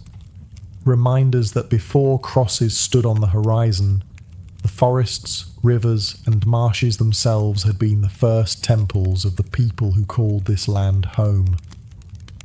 By the 3rd and 4th centuries after Christ, the tribal world of the Low Countries was beginning to change, not because every village was conquered in a single dramatic campaign, but because generations of migration, trade, warfare, and diplomacy slowly reshaped the people themselves. The names that had once dominated the Roman frontier, Batavi, Canaanophates, and many others, gradually began to disappear from history. The Roman Empire was changing as well. For centuries, Rome had maintained forts, roads, and soldiers along the Rhine frontier. These defences had protected the empire from invasions, while also encouraging trade and cooperation with the local tribes. But maintaining such an enormous border became increasingly difficult. Civil wars, economic troubles, and repeated invasions stretched Roman resources thin. Garrisons were reduced, frontier towns declined, and imperial authority became less certain with each passing generation. As Rome weakened, new tribal confederations emerged. One of the most important was the Franks. The Franks were not originally a single tribe. Instead, they formed a loose alliance of several Germanic peoples living east of the Rhine. Over time, groups such as the Chamavi, Bructeri, Salii, and others joined together under this broader identity. It proved stronger than the older tribal divisions, allowing them to organize larger armies and establish more durable leadership. Many communities in what is now the southern Netherlands gradually became part of this Frankish world. This was not always the result of conquest. Families intermarried, villages merged, leaders forged alliances. Old tribal identities slowly faded as newer political loyalties took their place. The Batavi offer one of the clearest examples. After the Batavian Revolt, they continued to exist for several generations, but by the late Roman period, their distinct identity had largely disappeared. Their descendants almost certainly remained in the region, farming the same fields and living beside the same rivers, but they increasingly identified as Franks rather than Batavi. History had not erased the people, it had simply given them a new name. Farther north, however, the Frisi maintained a stronger identity. Their coastal communities remained relatively independent of Frankish control for much longer, preserving their language and customs well into the early Middle Ages. In fact, the modern province of Friesland still carries their name nearly 2,000 years later, making them one of the few ancient tribes of the Low Countries whose identity never entirely vanished. By the time the Western Roman Empire collapsed in the 5th century, the old tribal landscape had been transformed. The age of isolated river tribes was ending, and the foundations of medieval Europe were beginning to take shape. Soon, kings would replace tribal chiefs, kingdoms would replace confederations, and the story of the Netherlands would enter an entirely new chapter. Today, when people think of the Netherlands, they picture canals, bicycles, tulip fields, and cities that seem to have negotiated a peaceful coexistence with water. Few realize that beneath those modern streets lies the legacy of dozens of tribes who shaped this landscape long before the first medieval county or kingdom ever appeared. Their names may not be spoken every day, but they have never truly disappeared. Archaeologists continue to uncover their villages beneath layers of clay and peat. Excavations reveal the outlines of wooden farmhouses, storage pits filled with grain, animal pens, weaving tools, pottery, and the remains of carefully constructed turpin that allowed entire communities to survive centuries of flooding. Every discovery adds another piece to a history that was never written by the tribes themselves, but preserved in the ground beneath their feet. Roman forts along the old Rhine frontier tell another part of the story.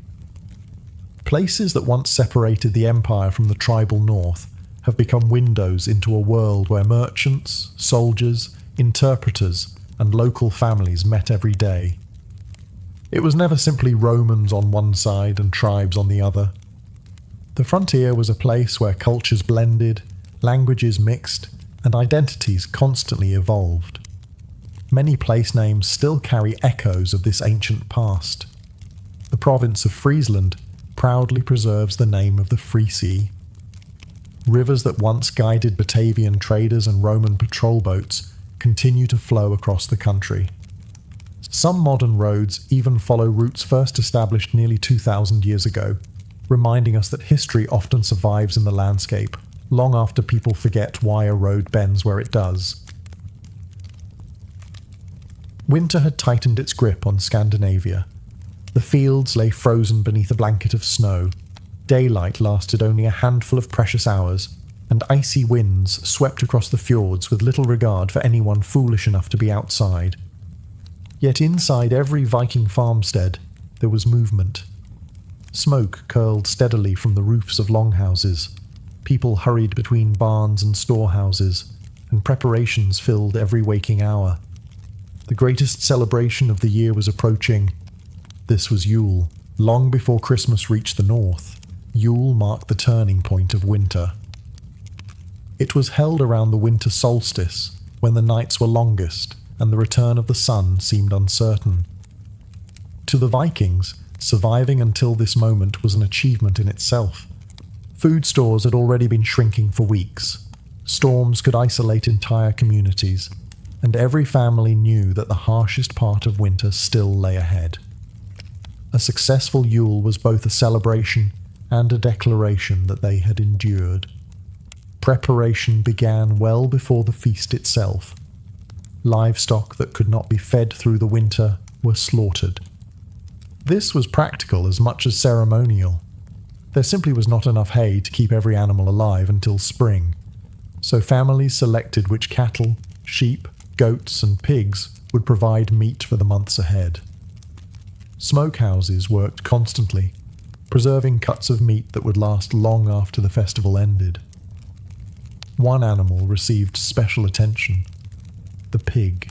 Roasted pork became closely associated with Yule because of the god Freyr, whose sacred boar, Gullinbursti, symbolized fertility, prosperity, and the hope of another successful harvest when spring eventually returned. A magnificent boar placed at the center of the feast represented far more than a good meal. It was a wish for abundance in the coming year. Ale brewing was equally important. Weeks before the celebration, enormous wooden vats were filled with malted barley, water, and yeast.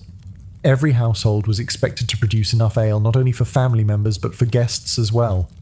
In fact, medieval Icelandic law later preserved older traditions by requiring farmers to brew ale for Yule. Failing to do so was considered both shameful and disrespectful to the gods. Running out of ale during the festival was perhaps even worse. It suggested either poor planning or an alarming lack of optimism. Meanwhile, women baked dense barley bread, churned butter, prepared dried fish, gathered preserved berries, and organized the household. Men chopped great stacks of firewood and repaired benches inside the longhouse. Everything had to be ready before the guests arrived. Because when Yule finally began, the work of surviving winter would pause for a few remarkable days, and the hall would be filled not with silence, but with warmth, laughter, food, and the promise that even the darkest night would eventually give way to the returning sun. By the time the shortest day of the year arrived, the preparations were complete. Across the snowy countryside, smoke rose from dozens of longhouses as families welcomed relatives, neighbours, and honoured guests. Travel during a Scandinavian winter was never easy. Frozen rivers became roads, snow covered familiar paths, and daylight disappeared long before supper. Yet people still made the journey, because missing Yule meant missing the most important gathering of the year. As the first guests reached the farm, hospitality took over. In Viking society, welcoming visitors was more than good manners. It was a sacred obligation. A traveller could arrive exhausted, cold, and hungry after crossing miles of frozen landscape. Offering food, warmth, and shelter was expected of any respectable household. After all, the stranger knocking on your door today might be the person saving your life during next year's trading voyage. Or, according to Norse belief, he might even be Odin himself, wandering the world in disguise to judge the generosity of mankind. It was considered wise not to gamble on the difference. Boots were stamped free of snow before entering the longhouse. Thick wool cloaks were hung near the entrance to dry, while the warmth of the great central hearth slowly chased away the winter cold. The fire burned almost constantly throughout the festival, filling the hall with the comforting scent of oak, pine, and roasting meat. Inside, every seat mattered. The longhouse was carefully arranged according to status and kinship. The chieftain, or head of the household, occupied the high seat, an honoured place often decorated with finely carved wooden pillars. His closest family sat nearby, followed by respected warriors, important guests, successful farmers, skilled craftsmen, and trusted allies. Even where you sat reflected your place within the community. It was rather like a family dinner, where someone had spent weeks calculating exactly where every cousin belonged. As more people arrived, the hall became wonderfully noisy. Children chased one another between the benches, until adults reminded them that hot cauldrons and excited dogs made poor playmates.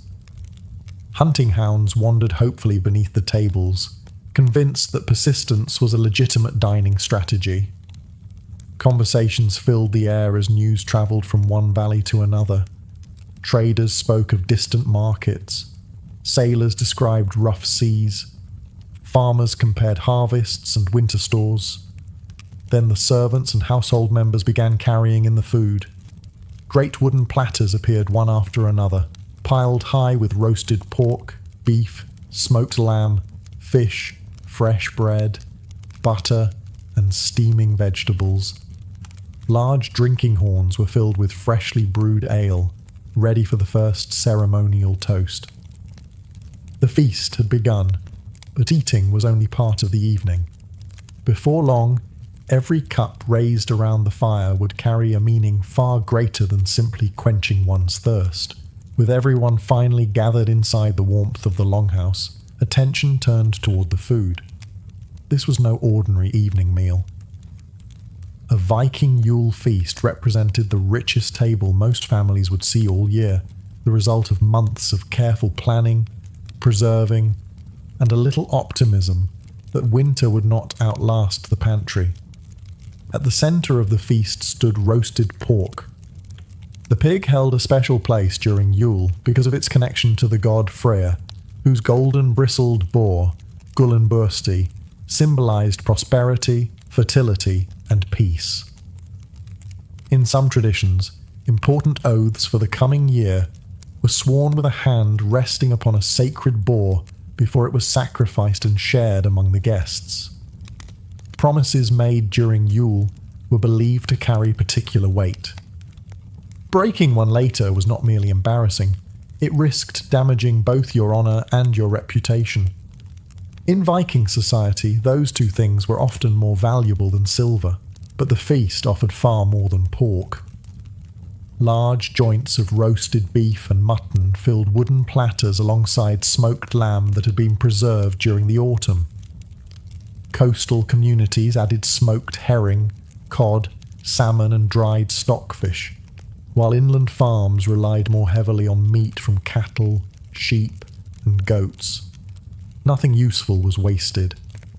Marrow was prized, fat was treasured, and bones often found their way into rich broths once the celebration ended. Bread accompanied nearly every dish. Unlike the soft wheat loaves many people enjoy today, Viking bread was usually made from barley, rye, or oats. Dense and hearty, it filled hungry stomachs during long winters. Butter, soft cheeses, and thick curds provided valuable calories that were desperately needed during the cold months. Vegetables were simple but nourishing. Turnips, carrots, onions, cabbage, peas, beans, and leeks had all been stored from the harvest. Apples, hazelnuts, walnuts where available, and dried berries added welcome sweetness to the meal. Honey remained a luxury, but whenever it appeared, nobody complained. Seasoning was surprisingly sophisticated. Salt preserved meat, while herbs such as dill, thyme, angelica, mustard seed, and wild garlic added flavour. Imported spices existed but were rare and expensive, reaching Scandinavia only through long-distance trade. Most families relied on ingredients they could grow or gather themselves, rather than pepper-shipped halfway across Europe. The meal was served on wooden trenchers and eaten with knives that guests often carried themselves. Spoons made from wood or horn were common, while forks had yet to make their grand entrance into northern dining. Fingers performed much of the work quite effectively, proving once again that complicated cutlery is not strictly necessary when confronted with an excellent roast. As satisfying as the food was, however, everyone knew the evening's true centrepiece had not yet arrived. Soon the drinking horns would be lifted, and each toast would bind together family, friendship, memory, and faith in a way that no feast alone ever could. As the first hunger faded, and the platters began making their second journey around the hall, the atmosphere changed. The meal was no longer simply about eating. Now came the part of Yule that carried deep meaning for every person seated around the fire. The drinking horns were filled. Ale flowed generously throughout the feast, brewed weeks in advance from malted barley and flavoured with herbs that varied from region to region. Unlike modern beer, Viking ale was often cloudy, only lightly filtered, and could range from fairly mild to surprisingly potent depending on the brewer's skill. Every farm had its own recipe, and every brewer quietly believed theirs was the finest in Scandinavia. The first toast was never random. According to later Norse sources, particularly the Heimskringla, the opening horn was commonly dedicated to Odin, the All-Father, asking for wisdom and victory. Warriors raised their cups hoping for success in future battles, while leaders prayed for good judgment. Although many of those present were farmers rather than fighters, Odin represented far more than war. He was also the seeker of knowledge, the patron of poetry, and the god who had sacrificed greatly to gain wisdom. The second toast usually honoured Njord and Freyr. These gods were associated with peace, fertility, prosperous harvests, calm seas, and wealth. Their blessings mattered to everyone. Farmers wanted healthy crops, fishermen wanted generous catches, merchants hoped for profitable voyages. Families simply wished to survive another difficult winter. The return of spring depended, in their minds, as much on divine favour as on the turning of the seasons. The third toast often belonged to absent loved ones, known in later traditions as the Minni, or Remembrance Toast. This was a moment to honour ancestors and those who had died. Names were spoken aloud, so they would not be forgotten. Stories were shared about fathers, mothers, brothers, wives, companions, and fallen warriors. Laughter often accompanied these memories as much as sadness. A person truly disappeared only when nobody remained to tell their story. As the evening continued, the formal toasts gradually gave way to more relaxed drinking. Drinking contests naturally emerged. Friends challenged one another to empty horns without pause, while experienced drinkers confidently accepted wagers that seemed increasingly brilliant after the fifth refill.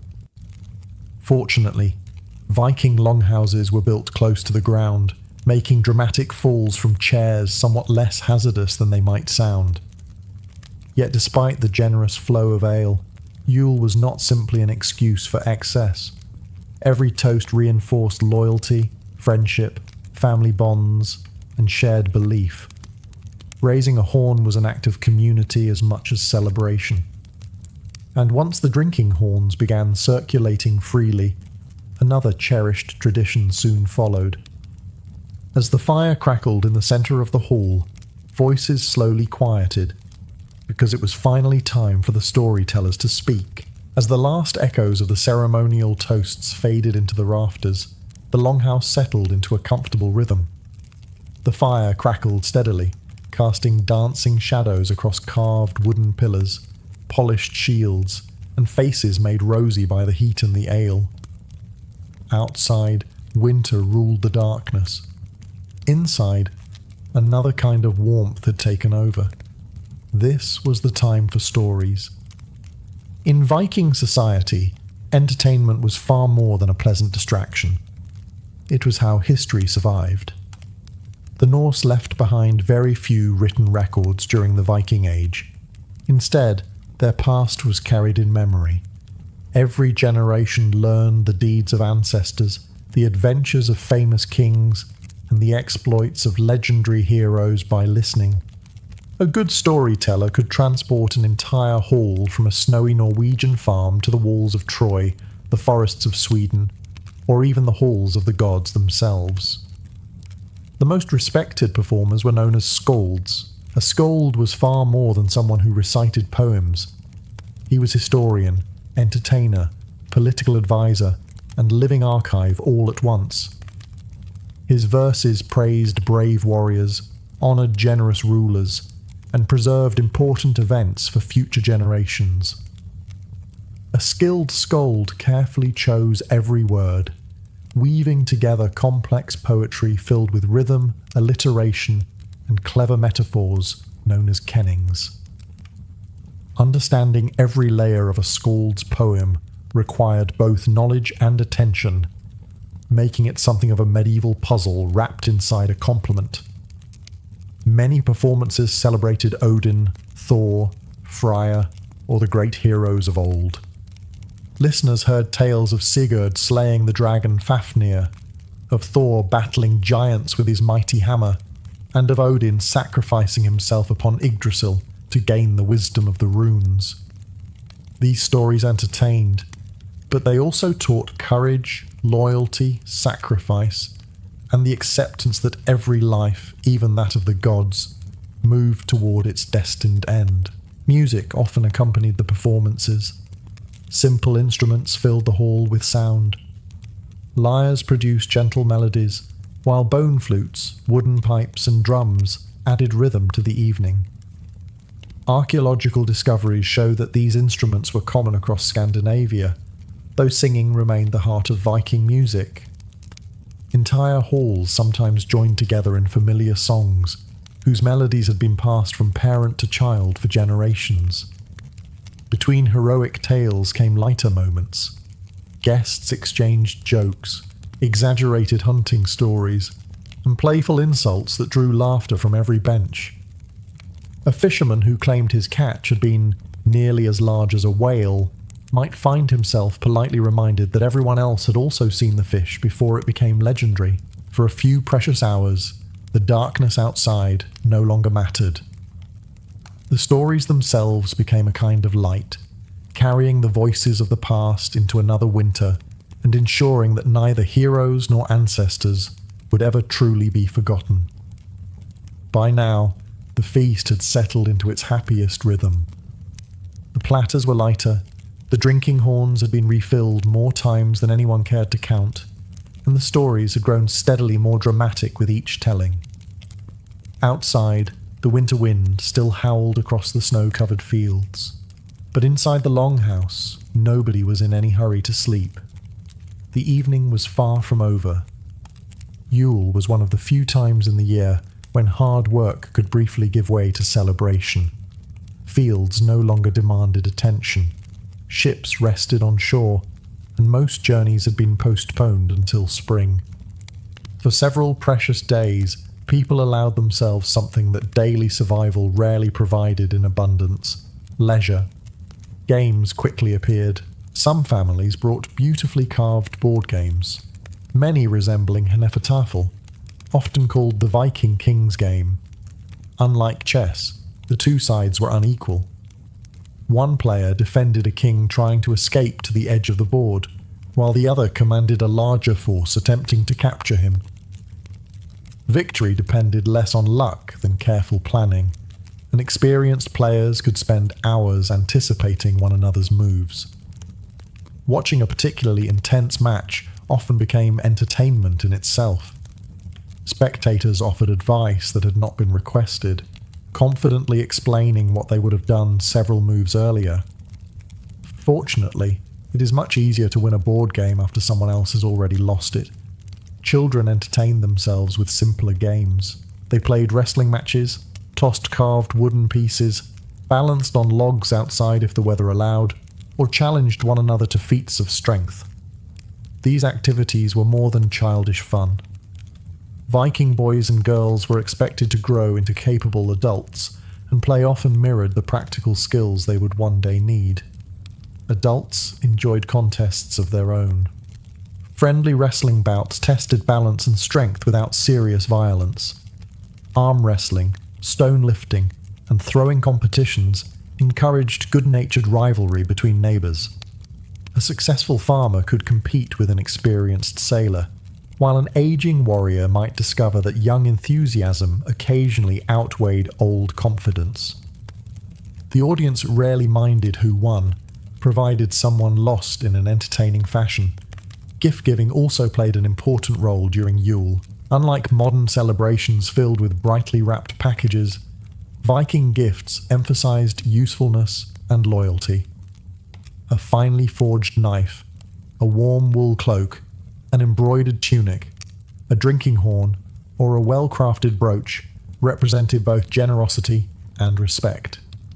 Chieftains often rewarded loyal followers with valuable weapons, silver arm rings, or imported goods, strengthening bonds that might prove essential during the coming year. As the games gradually came to an end, and laughter settled into quieter conversation, the mood inside the longhouse shifted once more. The fire still burned brightly, the ale still flowed, but everyone understood that the most sacred part of Yule had arrived. The celebration was never only about food.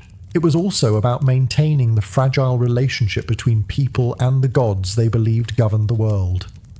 A successful harvest, healthy children, calm seas, victory in battle, and simply surviving another brutal winter were not taken for granted.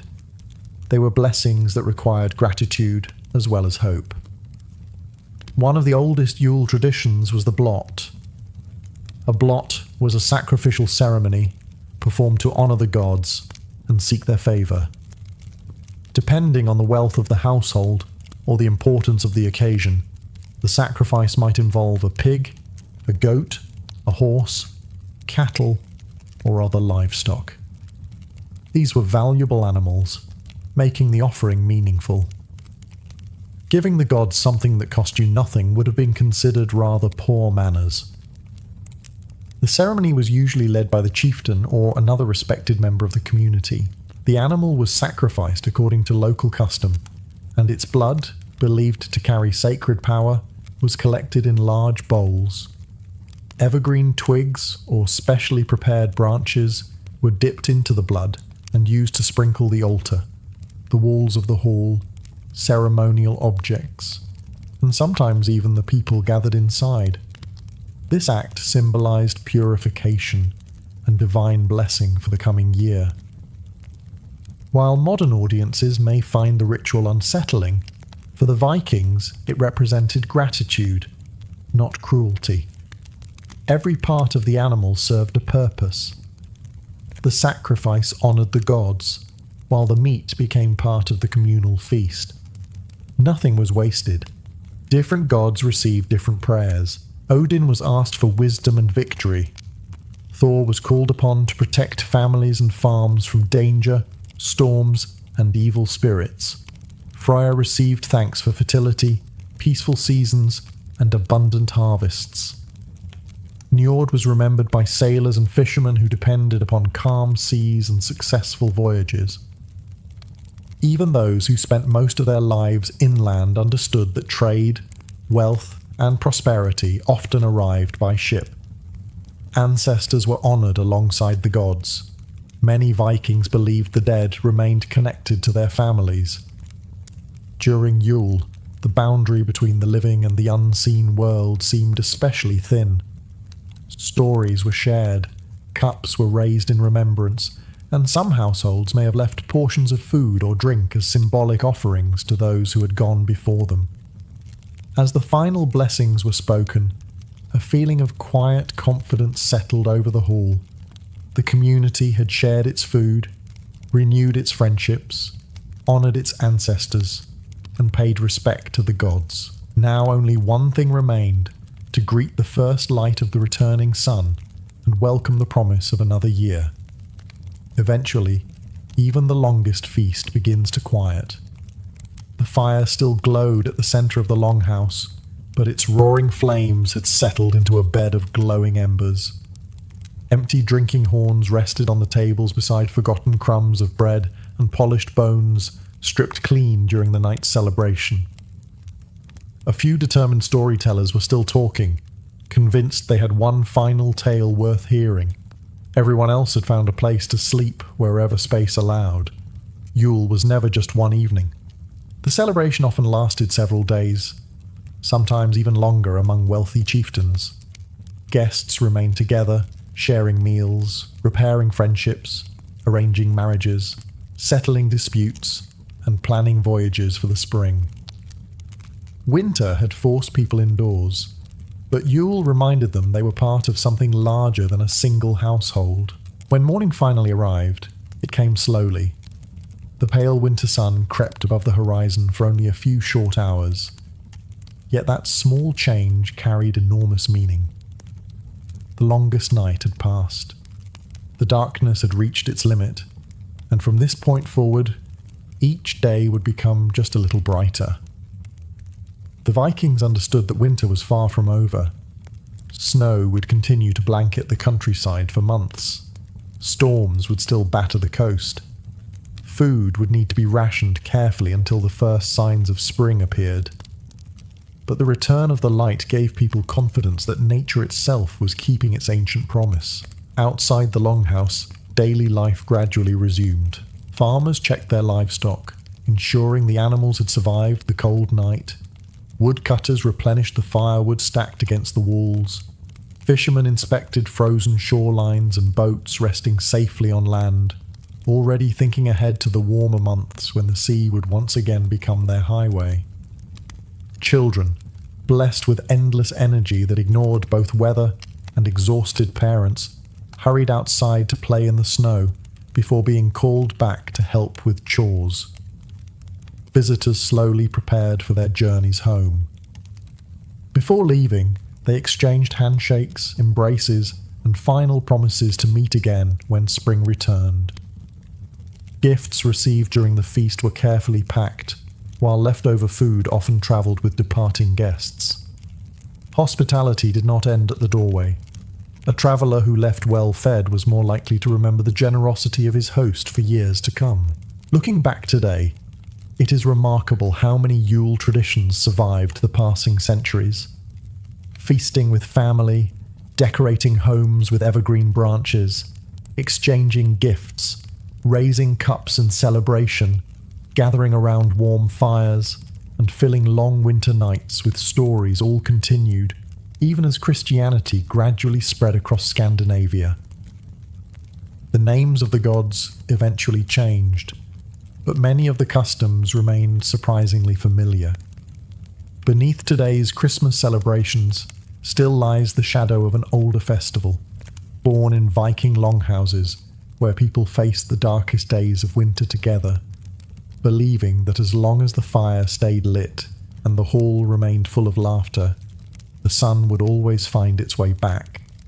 The Viking Age eventually came to an end, but Yule did not. As Christianity spread across Scandinavia between the 10th and 12th centuries, kings and missionaries faced a difficult challenge. They could attempt to erase centuries of deeply rooted traditions, or they could reshape them. More often than not, they chose the second option. It was simply easier. Yule was too important to disappear overnight. Entire communities planned their winters around it. Families gathered, debts were settled, marriages arranged, friendships renewed, and the darkest weeks of the year became a time of hope instead of despair.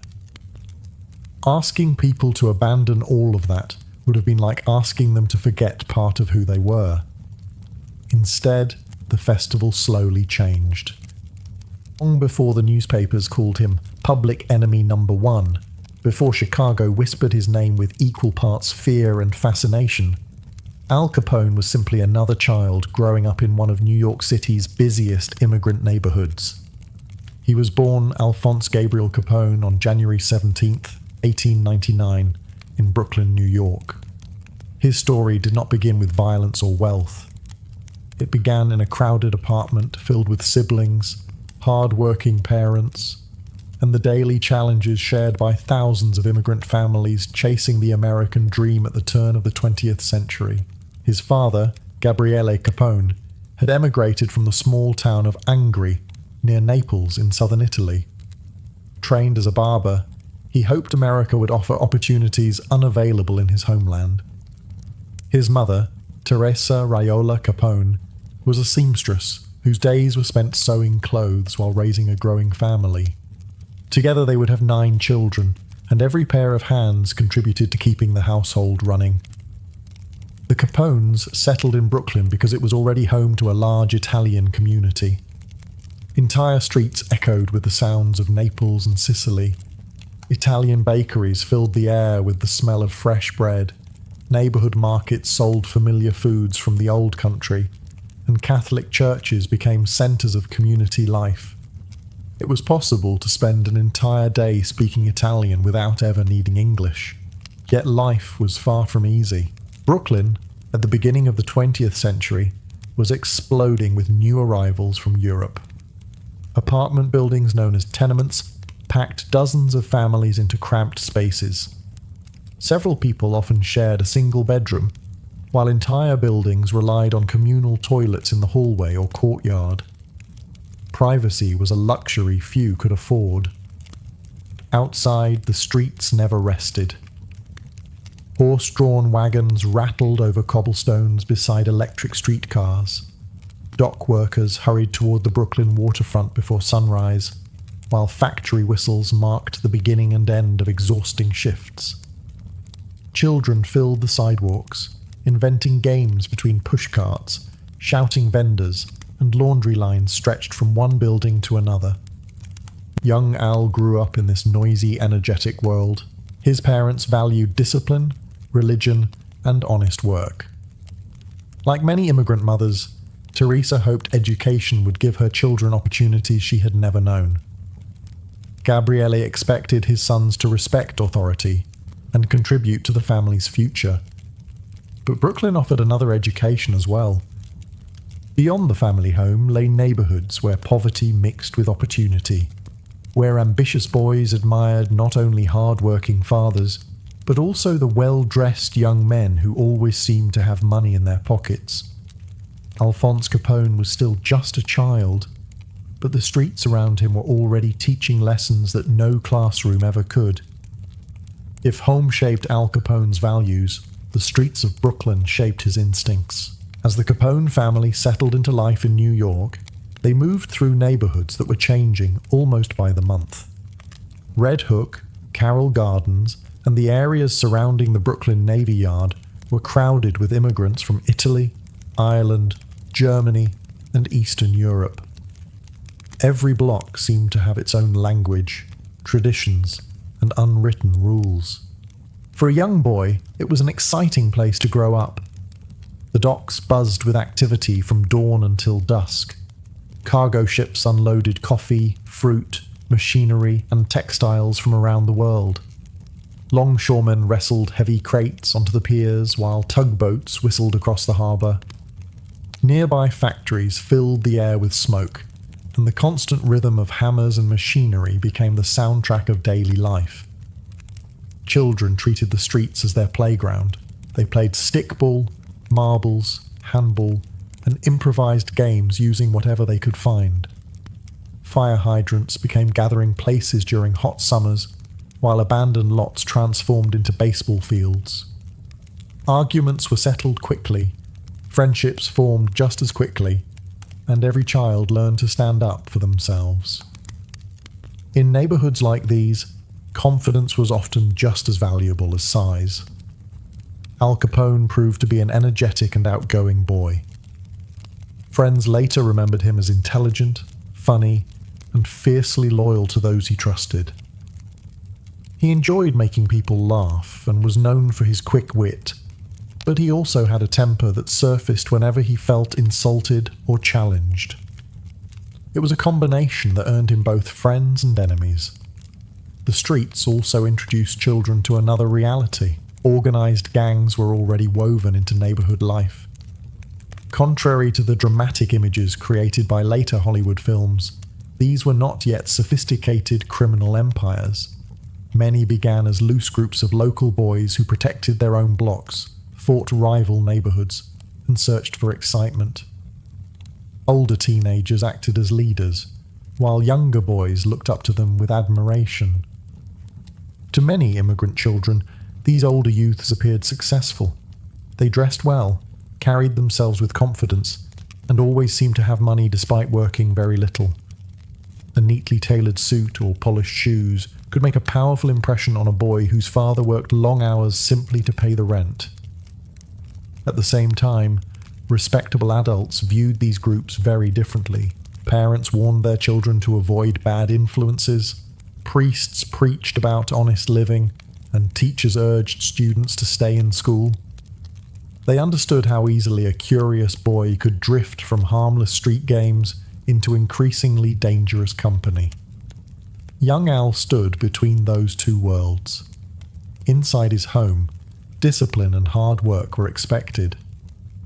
Outside, the streets offered faster rewards and a different definition of success. For the moment, he still attended school and returned home each evening, but the balance was becoming increasingly fragile. It would not take much to tip it in a very different direction.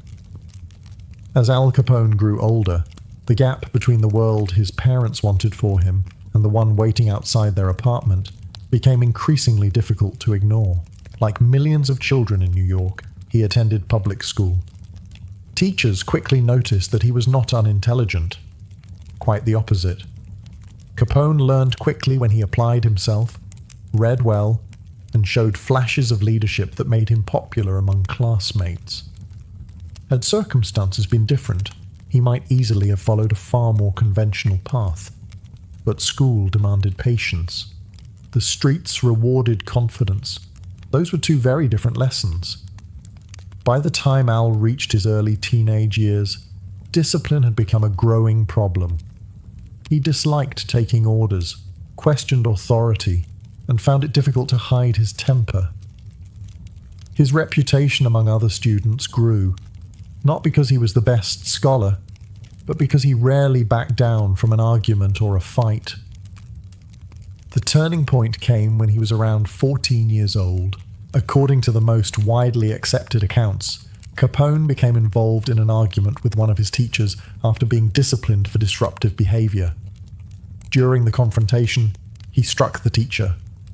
Whether it was a slap or a punch varies depending on the source, but the outcome was the same. His education effectively ended that day. He never returned to school. For immigrant parents like Gabriele and Teresa Capone, this was a bitter disappointment. Education represented one of the few realistic paths out of poverty.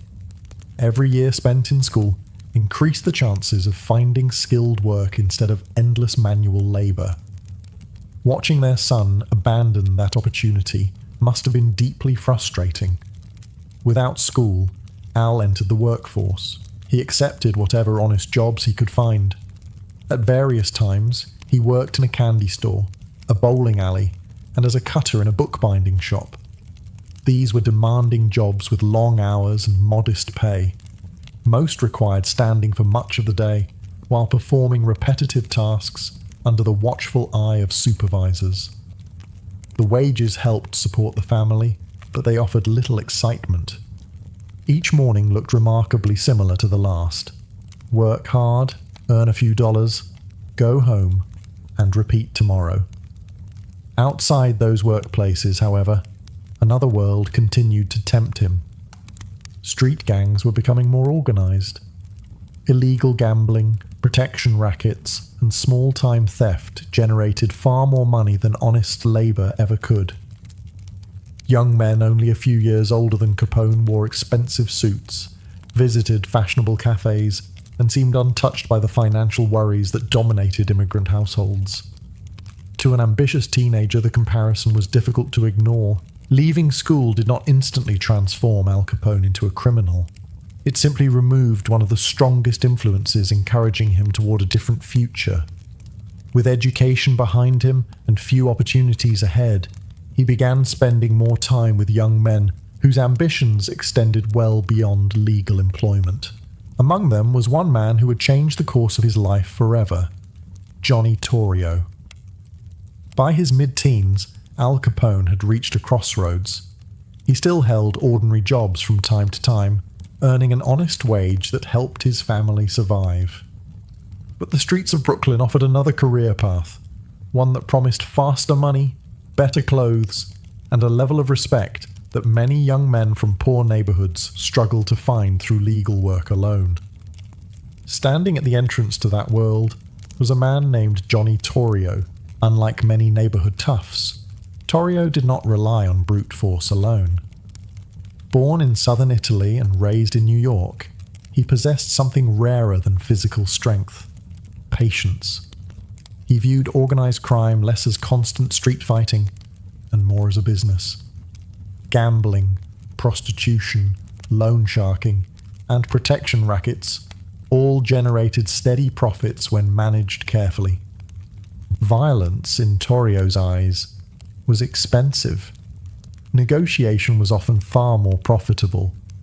This approach made him stand out. While other gang leaders built reputations through intimidation, Torrio built networks.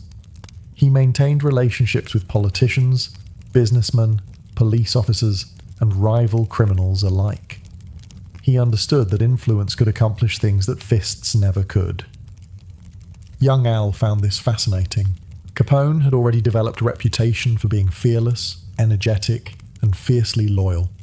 He was physically imposing for his age, but he also possessed natural confidence and an easy charm that made people like him. Torrio noticed these qualities long before the rest of America ever learned his name. At first, Capone's responsibilities were modest. He was not immediately entrusted with major criminal operations. Instead, like many ambitious young recruits, he performed small tasks that helped the organization function. He carried messages, watched entrances, escorted visitors, and learned how criminal enterprises operated behind the scenes. More importantly, he watched. Every day became an education. He observed how disputes were settled, how money changed hands, how loyalty was rewarded, and how loose talk could quickly become dangerous. Torrio rarely lectured. His lessons came through example, showing that successful criminal organizations depended on discipline as much as courage. One important stop in Capone's early career was the Harvard Inn, a Brooklyn bar and dance hall owned by gangster Frankie Yale. Despite its prestigious name, there was nothing academic about the Harvard Inn. It served drinks, hosted dancing, attracted large crowds, and occasionally became the setting for arguments that ended less politely than they began. Capone worked there as a bartender and bouncer, learning how to manage difficult customers while building connections with experienced criminals who passed through its doors. The Harvard Inn also taught him another valuable lesson. Power was not always held by the loudest man in the room. Often it belonged to the quiet figure sitting in the corner, saying very little while everyone else instinctively listened. Johnny Torrio embodied that kind of authority, and Al Capone began studying him carefully. Without realizing it, the young Brooklyn bartender was serving an apprenticeship that would shape the rest of his life. Working at the Harvard Inn introduced Al Capone to far more than unruly customers and late-night brawls. It brought him into contact with some of the most influential figures in New York's underworld, none more important than the men connected to the legendary Five Points Gang. Despite its name, the gang was less a neighborhood street gang and more a criminal academy. Based in Lower Manhattan, the Five Points Gang had grown from the rough immigrant district known simply as Five Points, an area infamous during the 19th century for overcrowding, poverty, and violence. By the time Capone encountered it in the early 20th century, the neighborhood itself had begun to change, but the organization's influence had only expanded. Its leader, Paul Kelly, was unlike the stereotypical gangster. Born Paolo Vaccarelli in Italy, Kelly had changed his name to sound more American. He was educated, well-dressed, and surprisingly refined. He spoke multiple languages, boxed professionally, and preferred tailored suits over flashy displays of wealth. To many young recruits, he looked more like a successful businessman than the head of one of New York's most powerful criminal organizations. That image was intentional. Kelly believed discipline separated successful criminals from reckless thugs. Members of the Five Points Gang were expected to follow orders, remain loyal, and think before acting. Violence remained part of the business, but it was supposed to serve a purpose, not simply satisfy anger. For a young man like Capone, the organization offered something he had never experienced before. It provided structure. Older members taught younger recruits how to collect gambling debts, protect illegal businesses, and handle negotiations without immediately resorting to force. They learned that earning money consistently required organization, planning, and trust. A profitable gambling operation could generate far more income over time than a single robbery that attracted unwanted police attention. Capone absorbed these lessons quickly. He was ambitious, eager to prove himself, and willing to work long hours if it meant advancing within the criminal world. Unlike some recruits who dreamed only of becoming feared fighters, Capone paid close attention to how experienced leaders managed people and money. He watched who received respect, who gave orders, and who quietly controlled entire operations without ever raising their voice. The Five Points Gang also became a remarkable network. Among its members and associates were young men who would later become some of the most influential figures in organized crime across America. Many eventually left New York, carrying with them the methods, contacts, and discipline they had learned under Kelly's leadership. One of those men was Johnny Torrio. When an opportunity arose in Chicago, Torrio accepted it, leaving New York behind. Before long, he would invite his promising young protege to join him.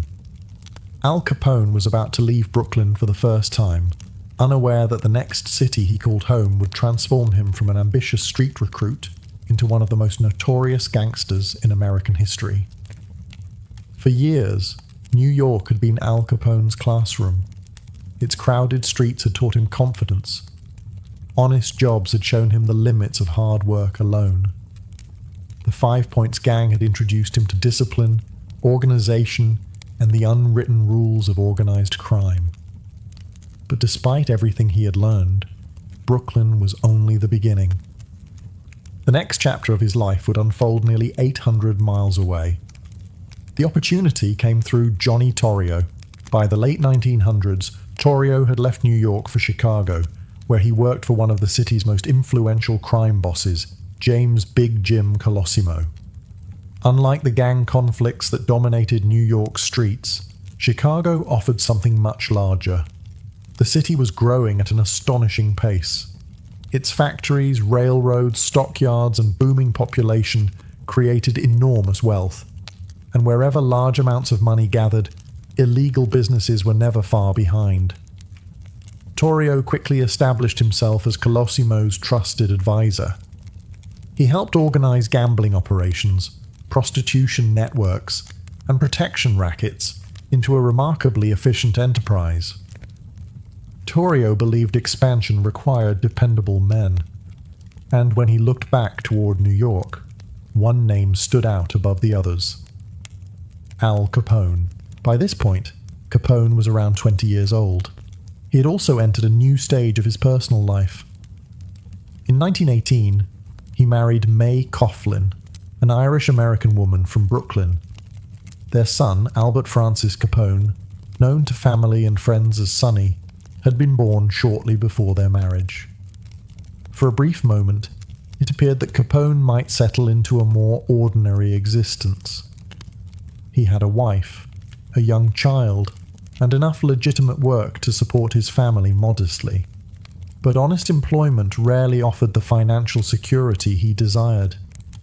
The invitation from Torrio promised something entirely different: greater responsibility, higher earnings, and the chance to work beside the man he admired most. Capone accepted. The move to Chicago was more than a change of address.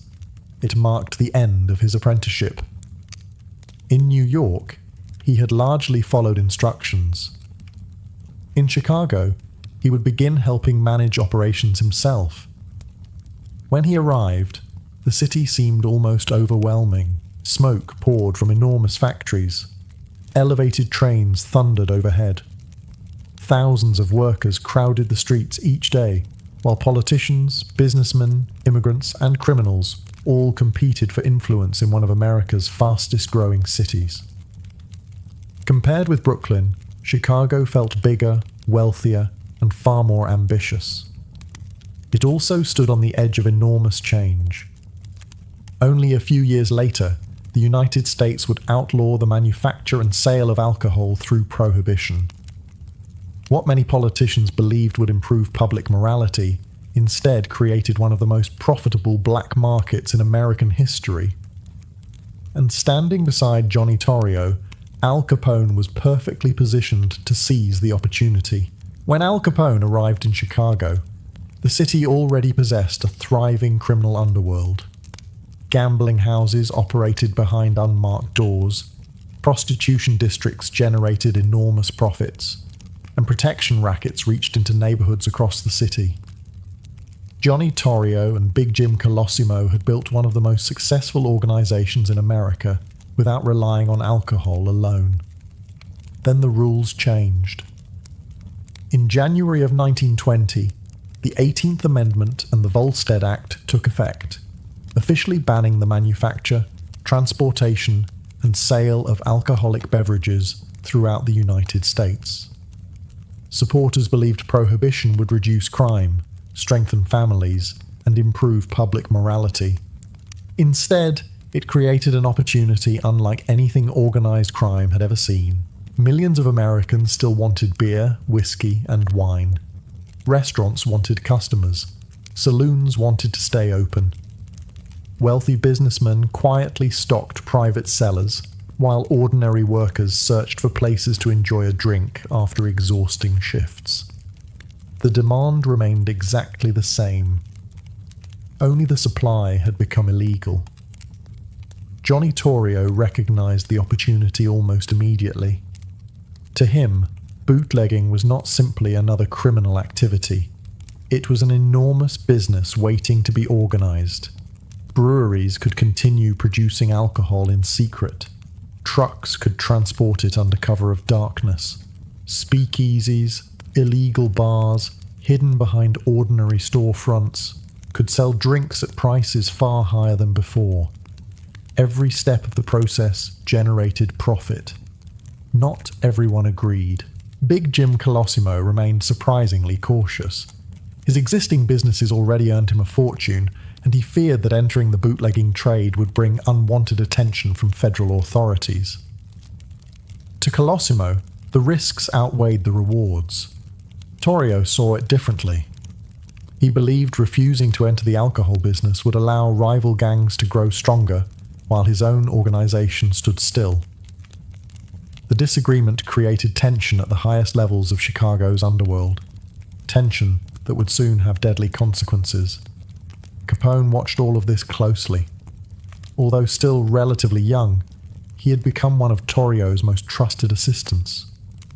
He helped oversee gambling operations, collected payments, supervised employees, and demonstrated remarkable organizational ability. Unlike the hot-headed teenager who had once roamed Brooklyn streets, Capone was learning how large criminal enterprises actually functioned. He also noticed something else. Money changed everything. The profits from illegal alcohol dwarfed almost every traditional racket. A single successful shipment could earn more than months of gambling revenue. The men controlling this new trade were rapidly becoming some of the wealthiest criminals in America. Capone understood that Chicago's future would belong to whoever controlled prohibition. He had come west as Johnny Torrio's student. Very soon, circumstances would force him to become much more than that, as a single murder at the top of the organization would completely reshape both Chicago's underworld and Al Capone's future. By the summer of 1920, the disagreement over prohibition had reached a breaking point. Big Jim Colosimo still refused to enter the bootlegging business. He remained convinced that gambling and prostitution already generated enough money without provoking the full attention of federal agents. Johnny Torrio believed the opposite. Every week they delayed meant rival organizations were claiming a share of what would soon become the most profitable illegal market in America. Then, on May 11th, 1920, everything changed. Colosimo walked into the lobby of his restaurant in Chicago, expecting an ordinary business meeting. Instead, an assassin was waiting. He was shot to death before he had a chance to react.